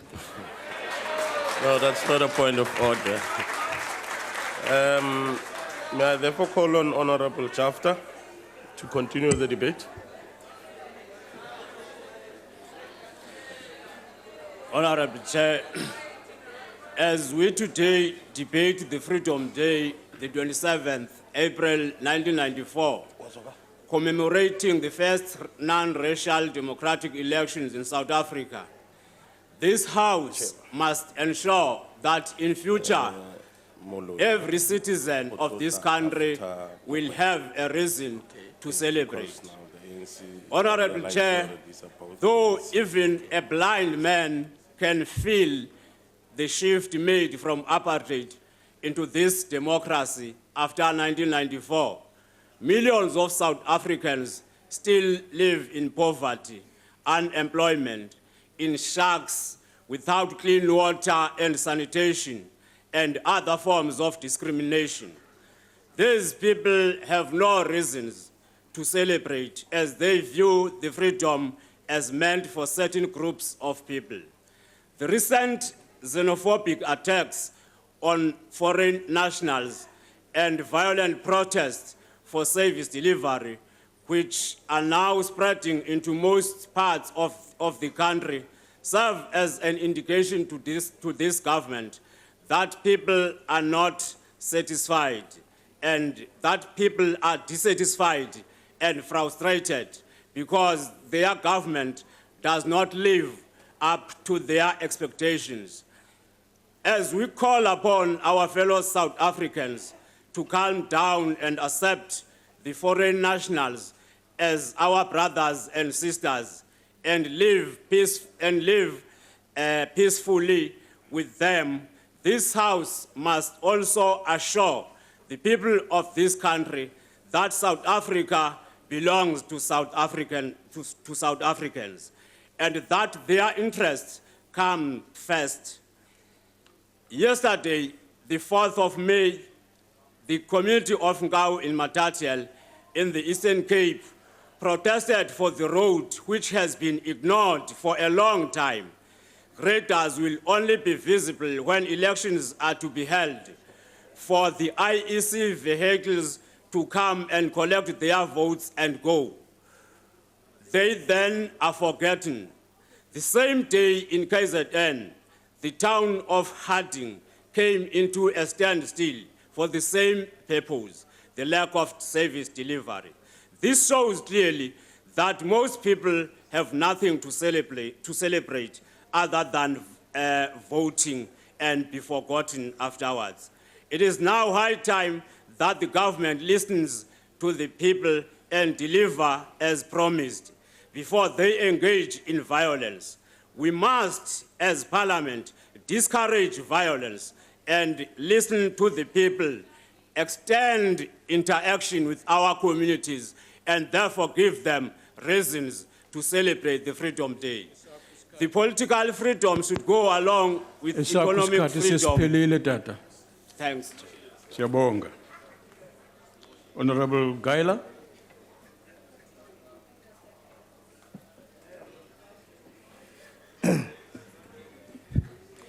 Indeed, there are reasons for all South Africans to celebrate the 21st anniversary of our freedom. However, the strategic question is whether the people are indeed at the center stage of celebrating their own freedom. To answer this question, we need to check whether the people are direct participants and determinants of their own development. Consolidation of freedom and acceleration of the radical economic transformation demands that people are at the center of development with resources to be used to meet their own basic needs of justice, sustainability, and inclusiveness. Economic transformation must enable people to elicit and increase the power they have by working as a community. This will ensure people are skilled, their confidence built and develop through cooperation, sharing, and mutually learning.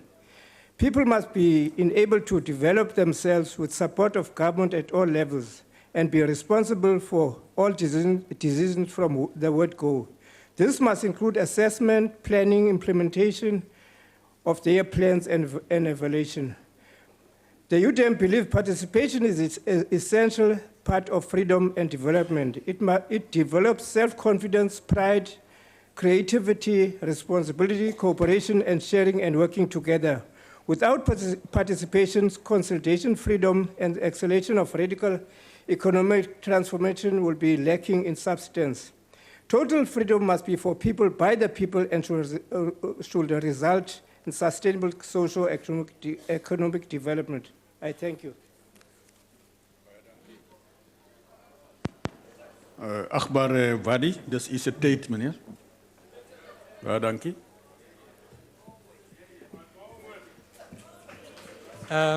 Deputy Speaker, it is indeed a pleasure to be speaking on behalf of the Gauteng province at the joint sitting of the House. I am doing so after an absence of 4 years, and it is good to be back in the House. I must confess that there were times when I missed Parliament, particularly when you had some difficulties bringing some order in the House, Deputy Speaker. Now, from the contributions that have been made by honourable members thus far, it is quite clear that there can be no political freedom without what some loosely call economic freedom. The issue is not economic freedom or liberalizing the economy. The real issue confronting us is transforming this economy, fostering economic growth and development, creating decent employment for the vast majority of South Africans, reducing the worrisome levels of poverty, and improving the quality of life for our people. That's really the key challenge that is facing us. Now, in this process, we must use the political power that has been vested in our hands to impact on the economy, very much like a blacksmith who hammers an iron rod after it has been heated in fire to create a tool of trade. We have to transform this economy, and whether we call it radical economic transformation or anything else is a moot point. The central point is that currently our economy is underperforming, unemployment remains unacceptably high, and poverty indicators remain a matter of serious concern for all of us. Daily, many of our people feel the pangs of hunger. They can't afford the basic necessities of life. They cannot look into the eyes of their children with love and care because they don't have the material means to provide for their loved ones. And if we as a government, as a nation, as all political parties, do not respond positively and appropriately and swiftly to the plight of our people, they will take matters into their own hands and shape their own destinies, with us or without us. The consequences under such circumstances might not be in the best interest of our country. This is precisely what the recent spate of xenophobic violence in Gauteng and elsewhere has shown. The levels of unemployment and the entrepreneurial success enjoyed by foreign nationals have heightened perceptions of relative deprivation in our communities and served as the principal cause of the violence and the attacks. Unemployment with no prospect of ever getting a job, persistent and pervasive income inequality, the progressive degradation of basic services in some townships and informal settlements, the continuing economic marginalization of black townships, and fierce economic competition from enterprising foreign nationals have created a sense of hopelessness and misery among sections of our people. In an attempt to redress the matters, some of our people have resorted to desperate measures resulting in xenophobic violence, damage to shops and looting, opportunistic acts of criminality, and even murder. Deputy Speaker, the disturbing fact is that a significant number of people attacked since 2008 are actually South Africans, not foreign nationals.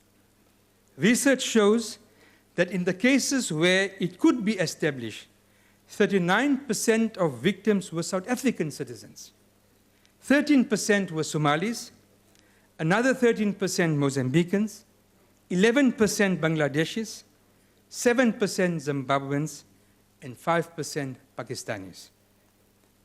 More importantly for us, 56% of the perpetrators of the recent attacks were unemployed people. In most instances, youth were at the forefront of the attacks. Almost 25% of perpetrators were aged between 10 and 19 years. It is important to understand this. Between the ages of 10 and 19 years, with a further 55% aged between 20 and 29. So we're sitting with a very serious and a peculiar problem, and that is a real sense of despair and restlessness amongst very young people in our society. This pattern of youth involvement in xenophobic violence is commensurate with increasing youth unemployment levels and their involvement in syndicated crime. These developments have contributed to the emergence of a xenophobic sentiment, a more pervasive sense of xenophobic, xenophobic sentiment or outlook among sections of our people. Recent research does show that a growing percentage of South Africans feel that government should now restrict migration into the country from troubled African countries. That problems in South Africa are caused by illegal migrants and foreign nationals, and that migrants take jobs and services needed by South Africans, and therefore they should not be allowed into our country. Now, if these attitudes take firm root in the minds of the majority of our people, it will most definitely set back the political gains we have made in our long march to political freedom. How have we responded to the acts of xenophobic violence? In the short term, South Africans of different walks of life came out in large numbers through marches and other acts of solidarity to express their outright disgust and a rejection of xenophobia and the violence and looting associated with it. Only a few days ago in Gauteng, we hosted one of the largest marches led by the provincial government, and which involved almost 100 civil society organizations. In a very long time, this has been one example of a massive united front in the Gauteng province against this issue. Over 30,000 people participated in this march. Our people have spoken loudly to say that the brutality of a tiny minority in our society does not represent the views of the overwhelming majority of South Africans. We must commend all those who joined the campaign against xenophobia and the many volunteers in various communities who work tirelessly to provide and continue to provide assistance to foreign nationals who are displaced.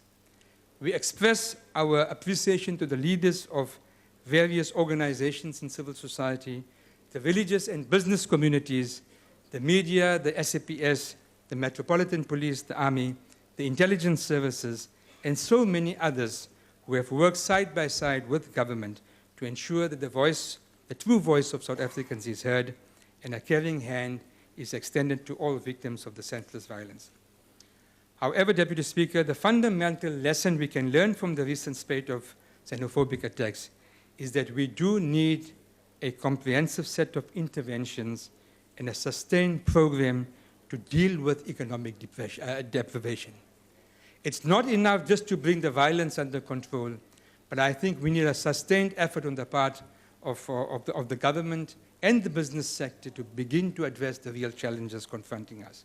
We should not rest until we eradicate poverty, unemployment, and inequality through a program of transformation, modernization, and reindustrialization in order to build a society in which all enjoy human dignity and a better life.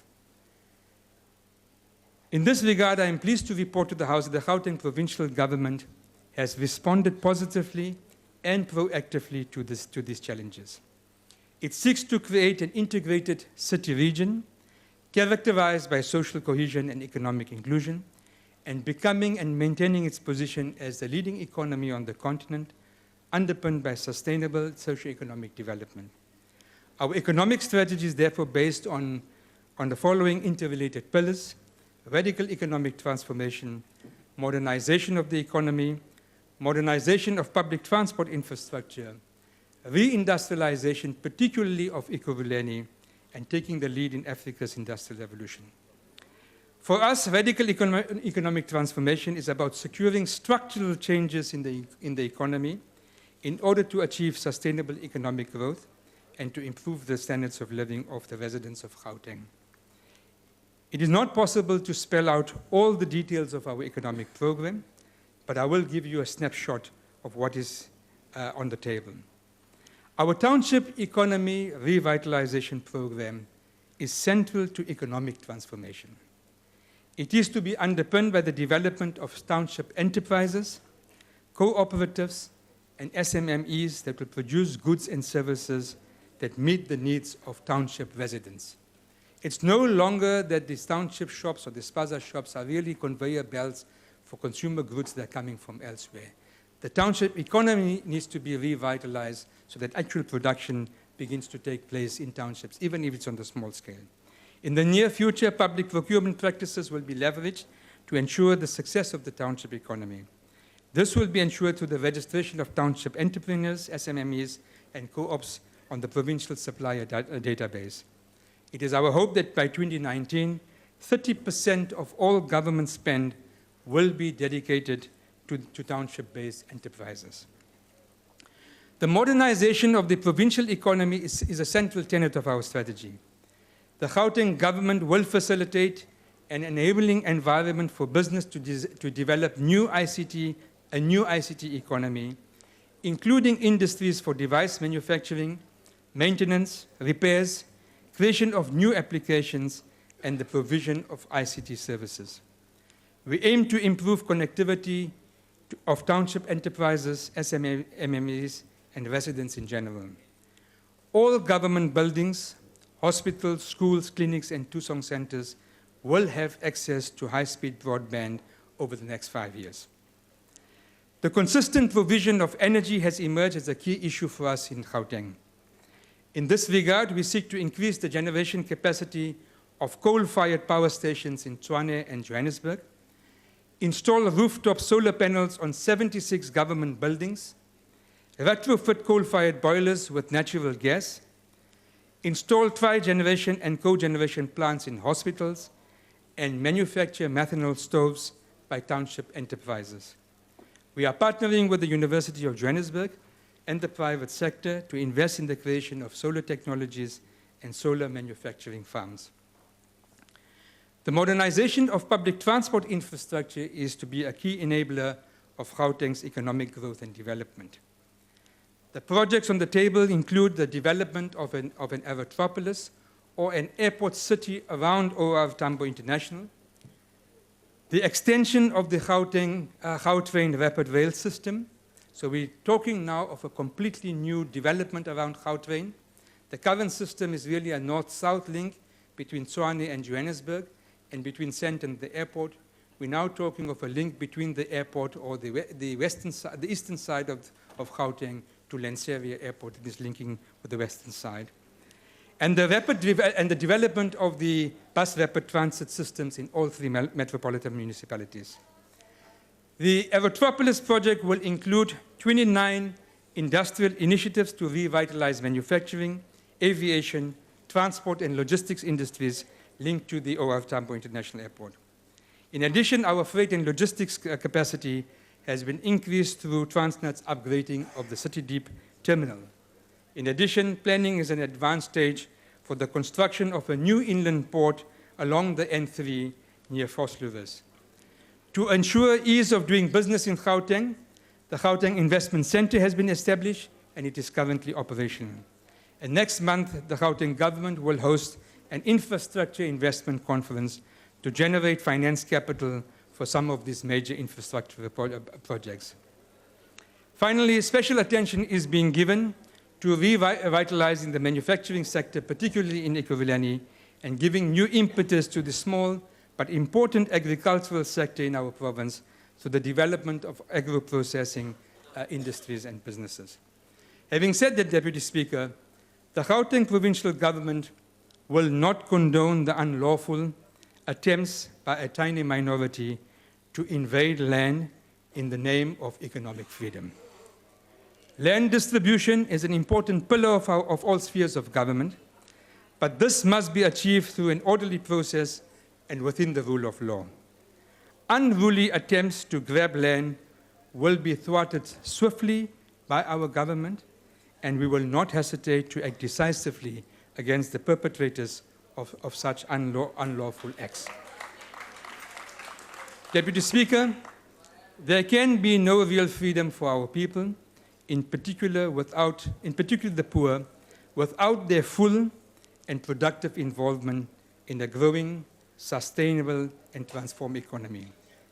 This will not happen by chance.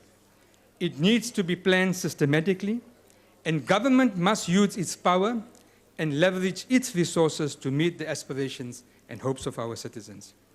It must respond to the cries and pain of its people. Difficult as the task might seem to be, what we can say to this House is that the Gauteng provincial government will respond proactively, firmly, and consistently to tackle the incidents of xenophobic violence and the growing xenophobic sentiment that is sweeping through poor and marginalized communities. More importantly, it is rolling out a clear and a visionary strategy to bring about fundamental changes to our economy and to lay the basis for the qualitative improvement in the lives of our people. We have moved beyond plans. We are at a point of implementation. Thank you very much. Longelson, thank you, Leo. Tatumbinda.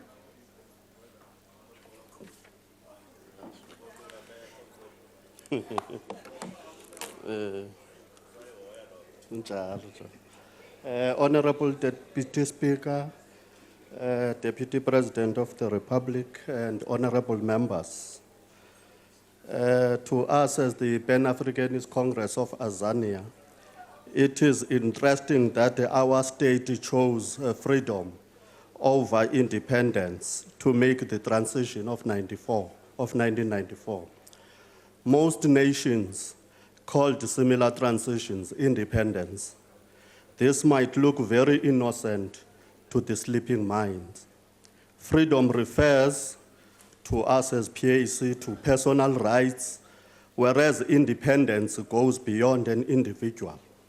Independence directly talks to national sovereignty, which has alluded this in the freedom era. The economy remains foreign and it has no indigenous character.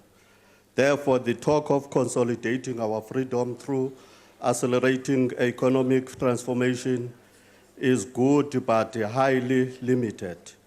Personal accumulation of wealth by a few individuals in the African middle class will not translate to national sovereignty and national self-determination. Pursuing the Black Industrialist Program in its current form with the target of 100 beneficiaries out of 40 million Africans will not make a dent to the wide structure of the economy. Unfortunately, Deputy Speaker, we have to take bold steps to eliminate external agents in our domestic economic structure. And then for that, to us, we think it requires immediate removal of North Americans and European consultants and advisors in the development of economic policies and models. Moving away from the IMF and World Bank paradigm on economic, fiscal, and monetary policies. Before consolidation, the nation must change course and set an agenda for full national sovereignty characterized by an indigenous economy. Let me focus on the issues of freedom of our citizens in the absence of the real national sovereignty. So there is no personal safety for our citizens, and in the absence of personal safety, there can be no economic emancipation. Furthermore, the brutal crimes are not declining since the transition from apartheid, but the brutality of the police is on the increase, as evidently depicted by Andres Tatane and the Maracana massacre. Economically, unemployment remains very high at 43% for people of working age, whereas in other countries, a 10% unemployment is regarded as a national crisis. On that point, Honorable Member, your time has expired. Thank you. Keep watching your left. You won't make a mistake. Thank you. Ntate Mngwedi, ke leboha motsotso.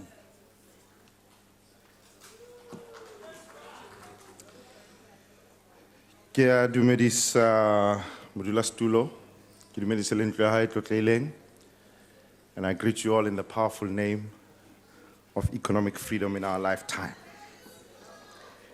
Honorable Speaker, the basic litmus test in whether we have delivered freedom to our people lies in the tangible improvement that we can deliver to their living conditions.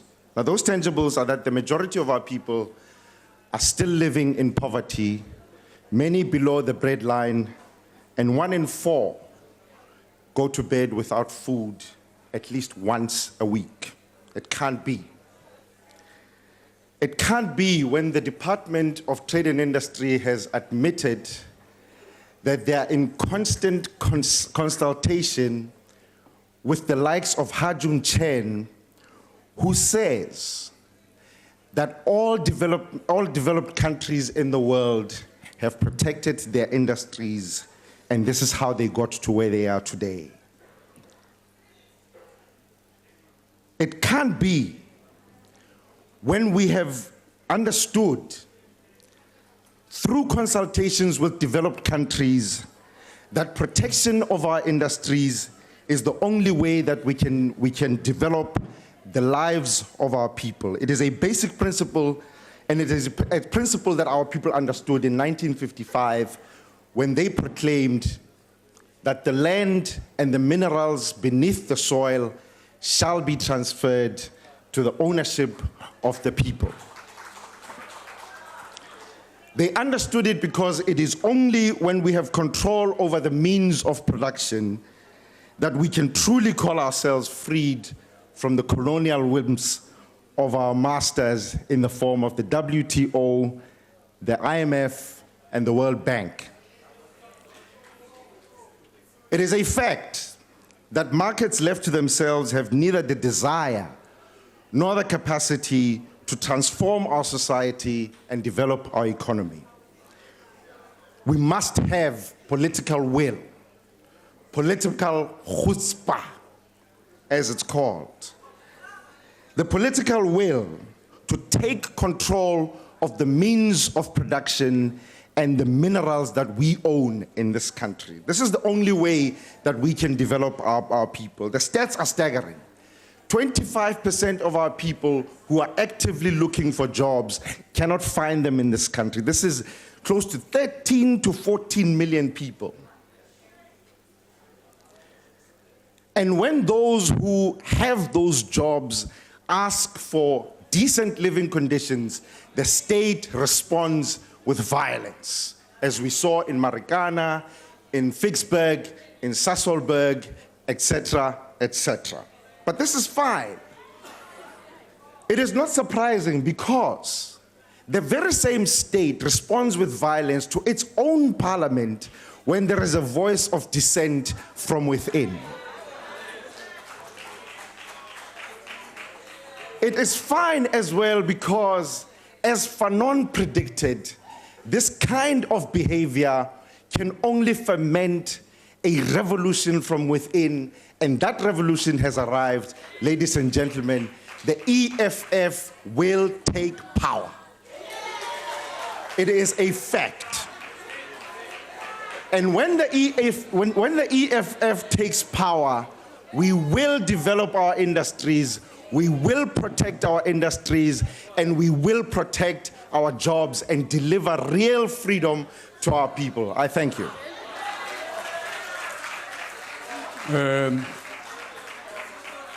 Sitho se hlomphehileng mme Moloi Morupa.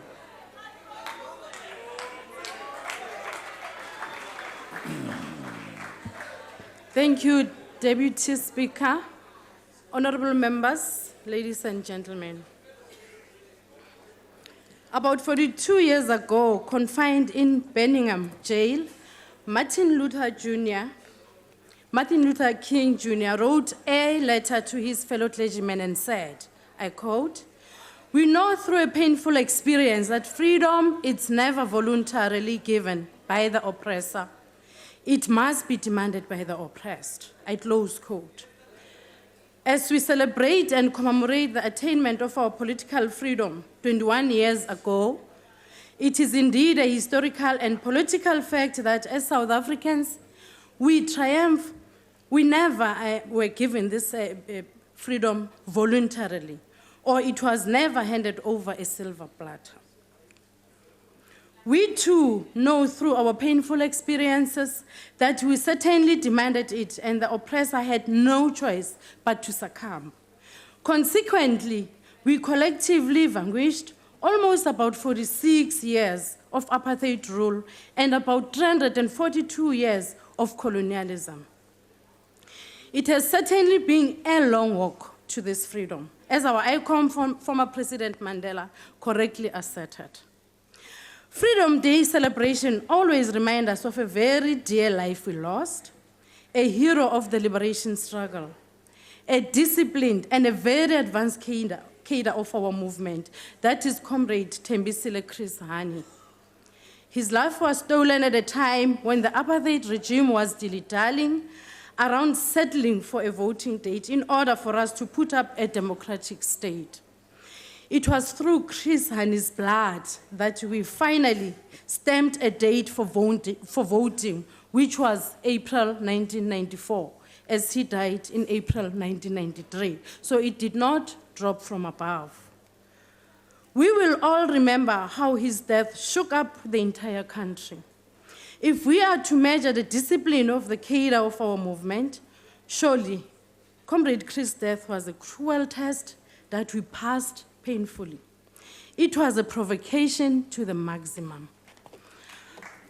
Unfortunately, despite the political and economic progress we have recorded since 1994, our country still has to contend with the deeply embedded remnants of the structural legacies of the apartheid and colonialism we inherited and its manifestations.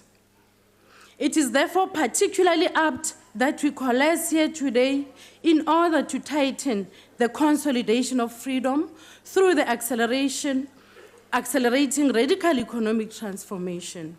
This is in order to continue taking our country, South Africa, forward.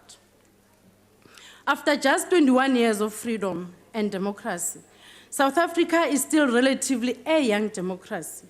Of course, Deputy Speaker, most people think it's a long time ago, it's only 21 years. However, in the context of the political and democratic transformation of our country, we have witnessed the well-documented tangible progress, which was also punctuated by the new formidable challenges which require our time and attention even today. Clearly, as we seek to move our country and its people forward, we ought to consolidate our freedom and democracy in ways that are fundamentally transformative. It is within this context that the ANC government, in this era of second phase of a transition, has prioritized radical economic transformation to ensure that poverty, unemployment, and inequality do not continue to afflict our people. This plan, Deputy Speaker, it's not by accident, but it's well thought. In order to fully realize the national democratic revolution, amongst other things, Democratic consolidation has to go hand in hand with economic transformation. Now, Deputy Speaker, the strategic and political task of accelerating radical economic transformation as we seek to further strengthen our freedom and democracy is a complex undertaking that requires a collective effort of all role players involved. It is for this reason that during the 53rd National Conference, the ANC resolved to lead in mobilizing and uniting all South Africans around a common vision, economic transformation that puts South Africans first. The clarion call, therefore, is for all role players to play their part in the radical transformation of the economy. Whether they are political parties, non-governmental organizations, media, they must put their shoulders on the wheel. In the context of that developmental mandate, the state-owned enterprises, I won't mention them all, Speaker, together with FDIs and other public agencies ought to heed the clarion call and contribute in a meaningful way towards radical transformation of the economy. The private sector as a strategic role player is also urged to play its part in making radical economic transformation a reality sooner than later. In this regard, President Jacob Zuma, in his State of the Nation address, committed to encouraging private sector investment as part of growing and creating jobs within the context of a radical transformation. Indeed, during this year of the Freedom Charter and Unity in Action to advance economic freedom, our state-owned entities and development financial institutions, the private sector and all other sectors of our economy are urged to coalesce in thought and in action as we collectively move forward to contribute in speeding up the transformation of our economy.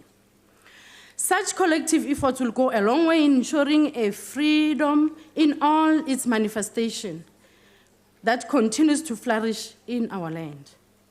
This constitutes the kind of South Africa that we want to continue to build and eventually bequeath to the next generation, but not handing an empty shell. We should therefore remain on board and stay to the course with unflinching commitment towards the progressive development path for our nation to benefit. Deputy Speaker, amongst all freedoms that we attain, there is a freedom of expression, which is part of our democracy and its core in the Constitution. It's also enshrined in the Constitution. We come from an era of darkness where there was absolute state control on media, no community media, and broadcasting services, nothing. Complete control on free flow, information, and language representation, reflecting on the diaspora. That's an era we come from, very untidy. Therefore, this freedom of expression will be nurtured and respected at all costs. The media sector is a pivotal part of the vibrant democracy and modern world we live in and has a role to play to encourage the debate on issues of national interest while contributing to the economic growth and shaping social well-being of our citizens. Let us put credit where it is due. The ANC government has, in a very short period, provided guidance and certainty to the communication sector by creating enabling legislations and policies that have allowed the country to be at the forefront and regarded in Africa and the world to have progressive communication policies. The ANC in 1992 opted a media Member, charter. I'm afraid your time has expired. Deputy Speaker, thank you very much. Honorable Godi.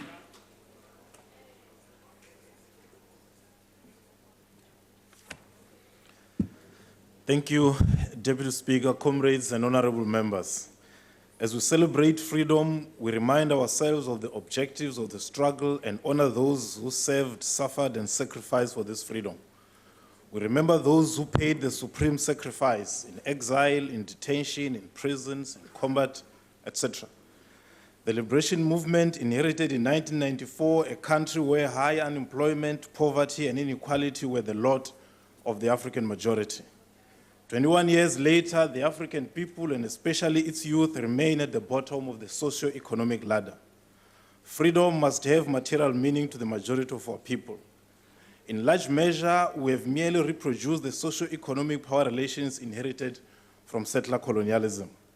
This is because the ownership patterns of the means of production and relations of production have not been fundamentally transformed. The APC has consistently stated that there is need for a fundamental transformation of the economy through socialization and a critical role for the state in the economy. The role of the state cannot merely be that of a regulator. Taking into account the historical context and the scale of our economic challenges, the state cannot be reduced to a manchingelane, guarding over the continued primitive accumulation of the few at the expense of the indigenous majority. The current economic exclusion of the majority is a product of a racial, colonial, and capitalist construct. Solutions to the economic challenges facing the majority cannot be found in an economic system that has produced this problem, that is capitalism. Our economy must be transformed to serve the majority. Only then can freedom of meaning to the majority of our people. We need a society characterized by social solidarity and economic justice. In short, socialism. That's the only way to honor the freedom fighters. That's the only way to guarantee social stability. Remember, if the poor do not eat, the rich will not sleep. Lastly, Deputy Speaker, the APC acknowledges this date as appropriate to debate radical economic transformation. For on this date, the 5th of May, 1818, was born a man who has liberated humanity from the follies of idealism, a man who has bequeathed humanity with tools for scientific social analysis, Karl Marx. I will forever be his loyal disciple. I thank you. Thank you, honourable member. Councillor G. Kavana.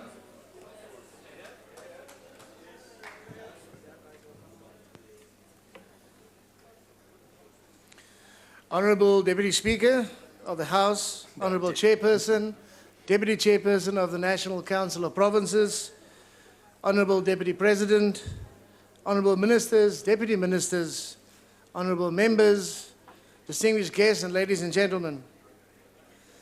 Honourable Deputy Speaker, allow me on behalf of local government, SALGA, to express our sincere appreciation and privilege to reflect on our economic transformation imperatives and how we think we can accelerate and radicalize our transformation agenda, particularly at local level.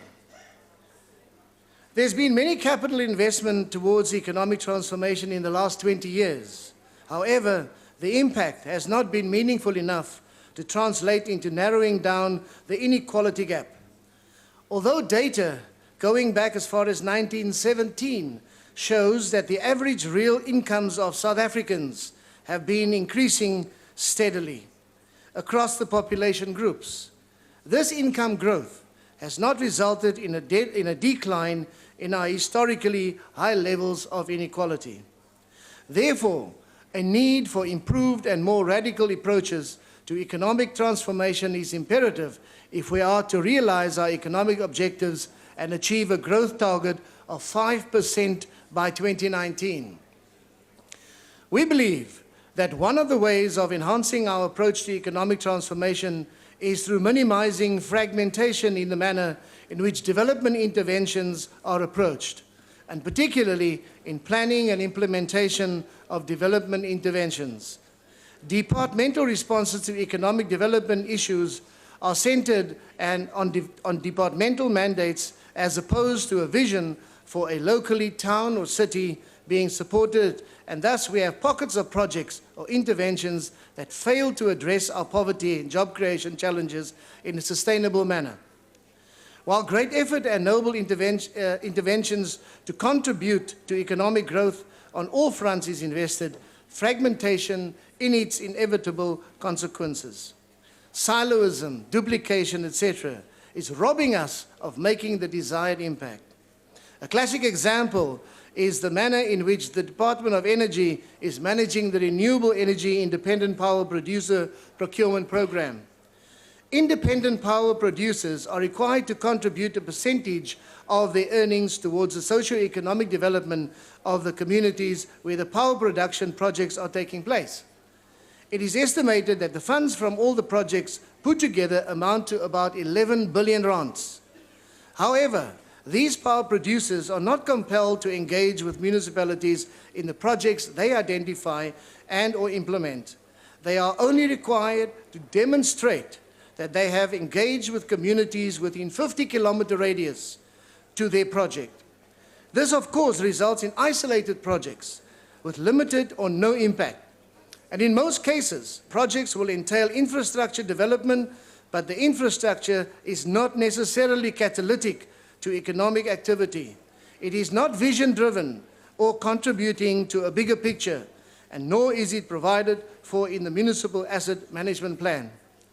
If this fund was used to support and stimulate untapped markets and local entrepreneurship, we may begin to make a dent in the inequality gap. Public and private sector relationships need to be scaled up to jointly make decisions about the sustainability of our local economies. Economic freedom also requires that we ensure market responsive skills and continuously map them out futuristically, as opposed to existing cases where an FET college in a mining locality is building skills in trades unrelated to local market needs. Our point, Deputy Speaker, is that we are truly to stimulate or indeed accelerate our lagging economic growth. Then we must see 278 local economies as the starting point for leveraging productivity, innovation, and job creation. That would indeed be radical. Municipalities are the key players and implementers of government's program of action. So if we build 278 sustainable local economies and act as one government, then surely our economic growth aspirations will be realized. We therefore call on departments and other key players to rally behind local government to accelerate economic growth in our local spaces. After 20 years of democracy and 15 years of local government, the economic challenges and hardships affecting many of our people demand no less. To this end, we remain committed to working with our partners in government and the private sector to ensure that our economic transformation agenda is implemented through a developmentally orientated local government sphere. I thank you, Mr. Deputy Speaker. Thank you, Honourable Member. Honourable Baker.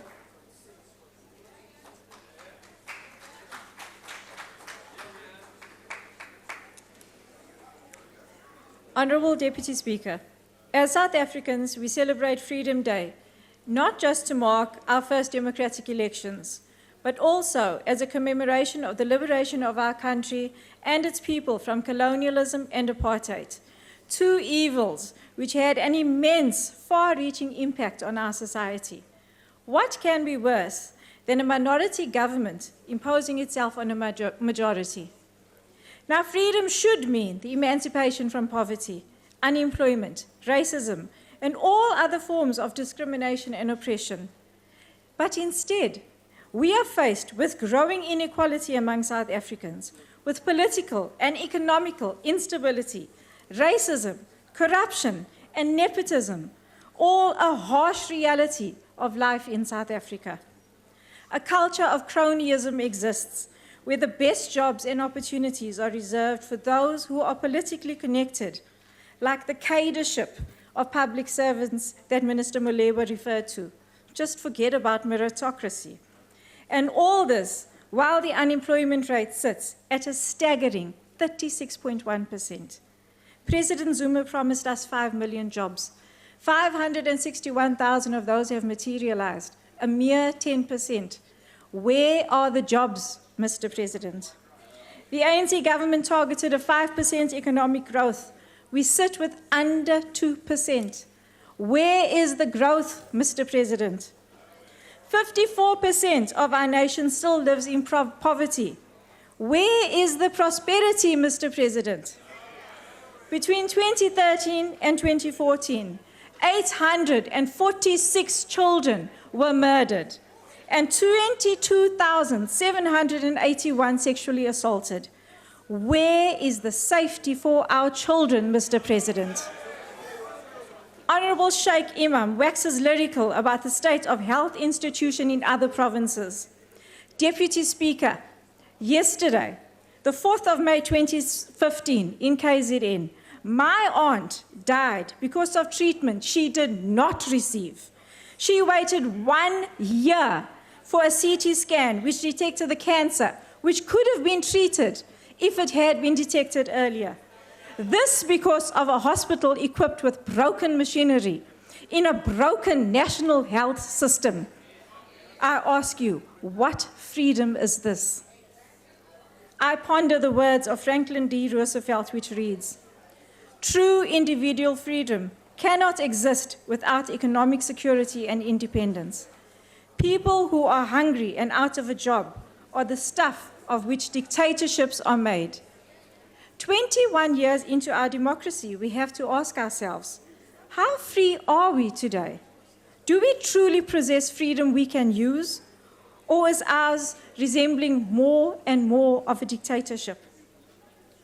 What each of us does possess, however, is a powerful tool, one which can change the lives of all our people for the better, to make our country one which is prosperous, safe and truly free.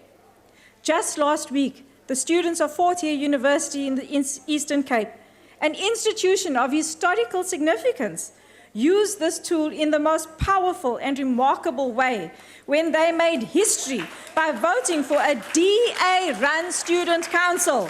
A watershed moment indeed, and I'm sure one of many more, my friend, to come as we prepare for local governments in 2016. South Africa, the freedom to choose is yours, as well as the responsibility to choose a government which will respect and uphold that freedom. One which can provide our beautiful country and all the beautiful people who live in it with the freedom it can use, a freedom with true value. Deputy Speaker, to every unemployed, hopeful, every taxpayer looking for value for money, I say, there is hope. There is a DA government with a successful track record waiting to share the success with you. To the ANC, I say, Siyeza 2016, Siyeza. To Jumat Peterson, I say, put on your running shoes, my dear. Ons is op pad. We are coming. Siyeza. I thank you. Honorable the Minister of Mineral Resources.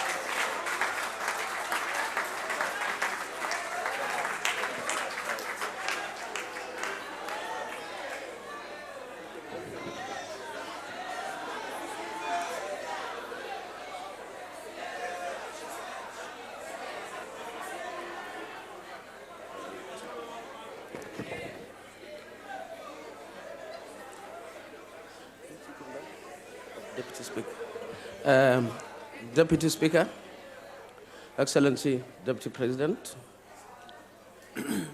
colleague ministers and deputy ministers, Order, honorable members. Leaders of political parties present in Parliament and outside Parliament, honorable members, esteemed observers, compatriots, comrades and friends, ladies and gentlemen.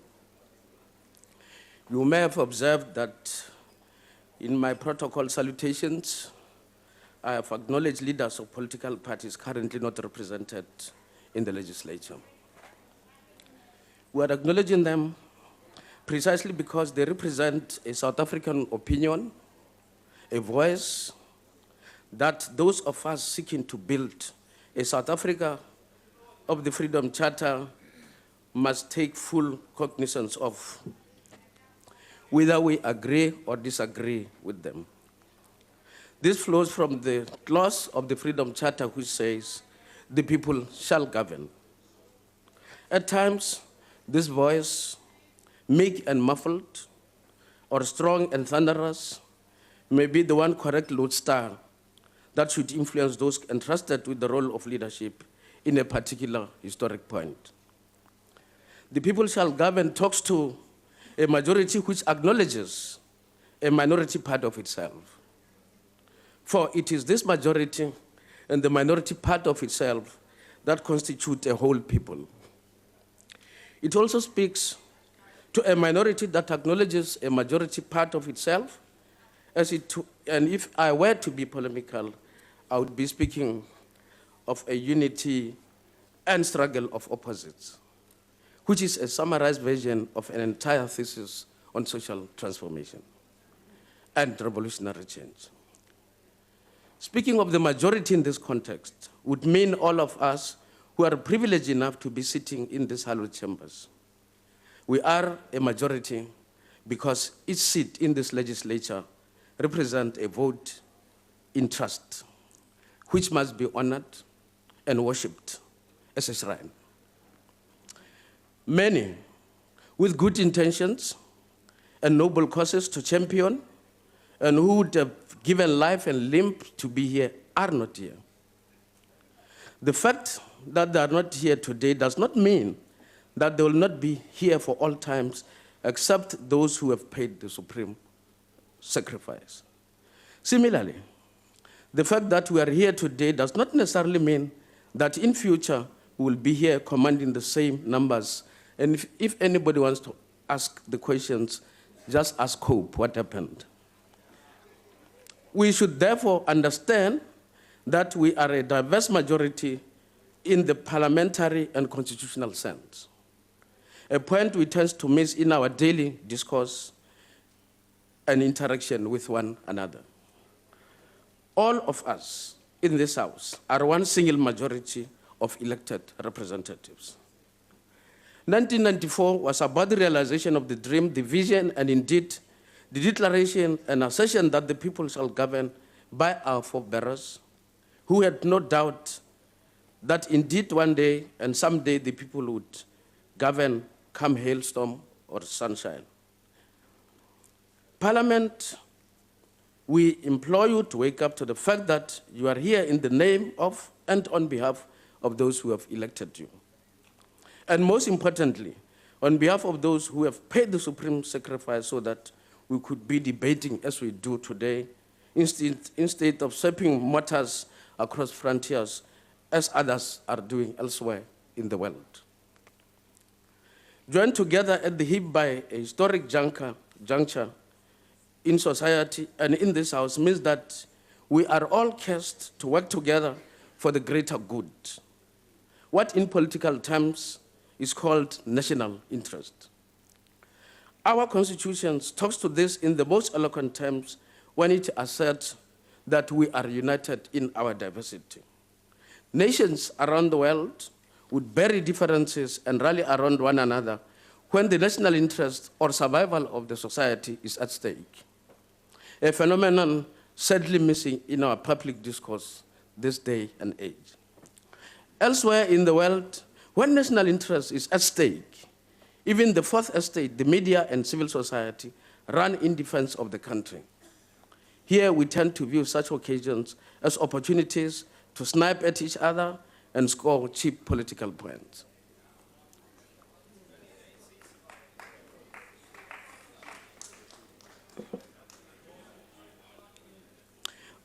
But then, it is all in the name of democracy.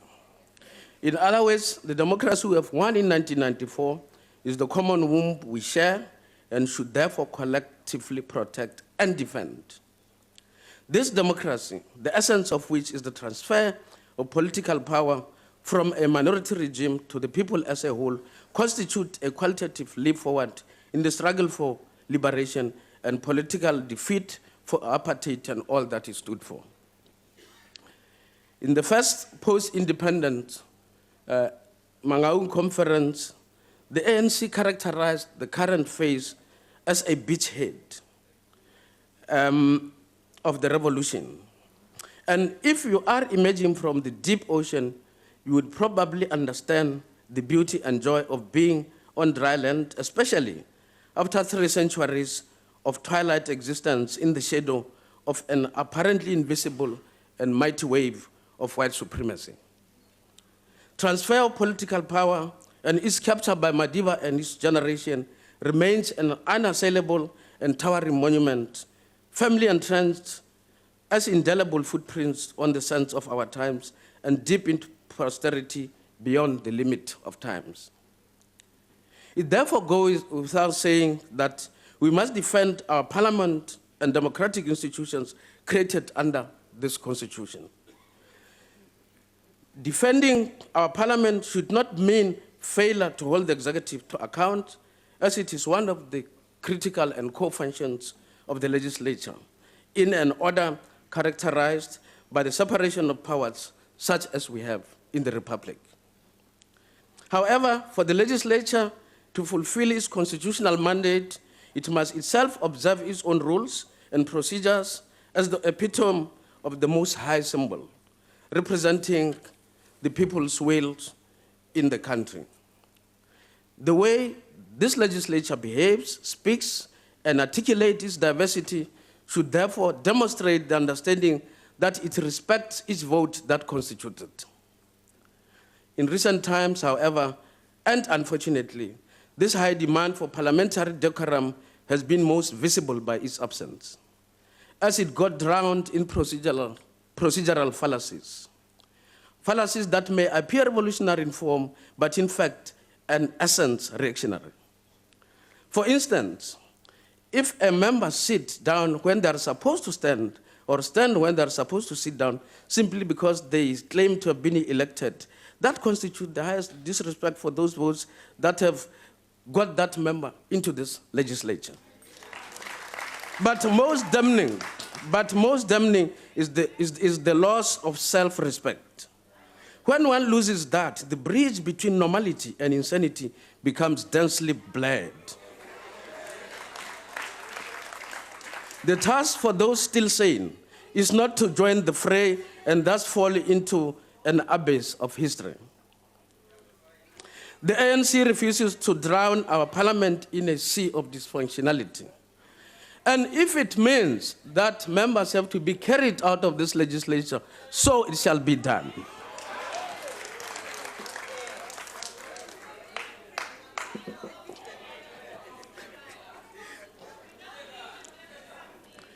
We need this parliament to function.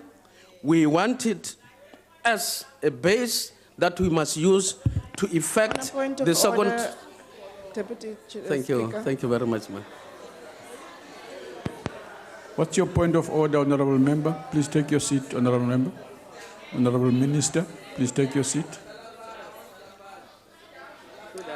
Deputy Speaker, I rise on Rule 14F. I think the minister's speech is irrelevant. You are out of order, Honorable Member. Please proceed, Minister. We need this parliament as a launching pad for the second phase of the National Democratic Revolution. For the record, even those opposed to the current government, they do need a functional democracy for them to play out their childish dreams. The alternative is too ghastly to contemplate. The alternative to democracy is too ghastly to contemplate. Some of us have been there, and it is not nice, as it might look from a distance of a child gaze romanticizing what it might be like, or from backward lands held prisoner by memories of all power vanquished. I conclude this portion on our unity of interest on this note, the unity of opposites. Madam Speaker, Deputy Speaker, I now propose to deal with the second element of this social theory.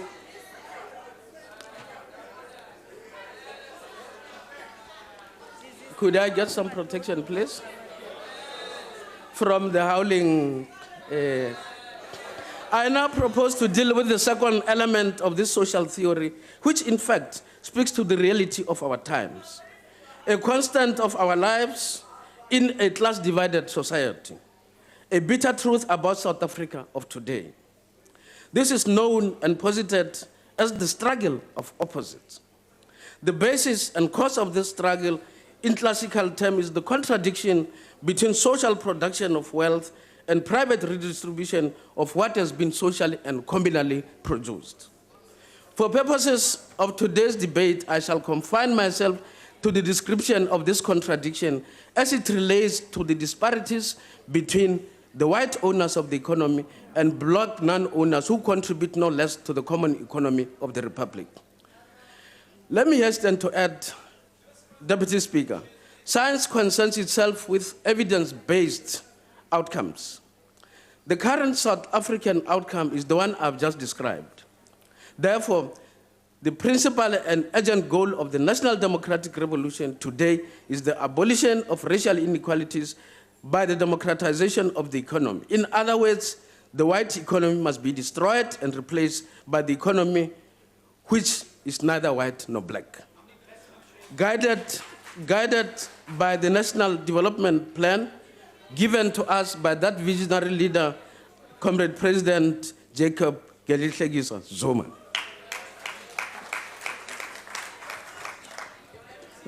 Honorable Minister, your time has expired, sir. Has it expired?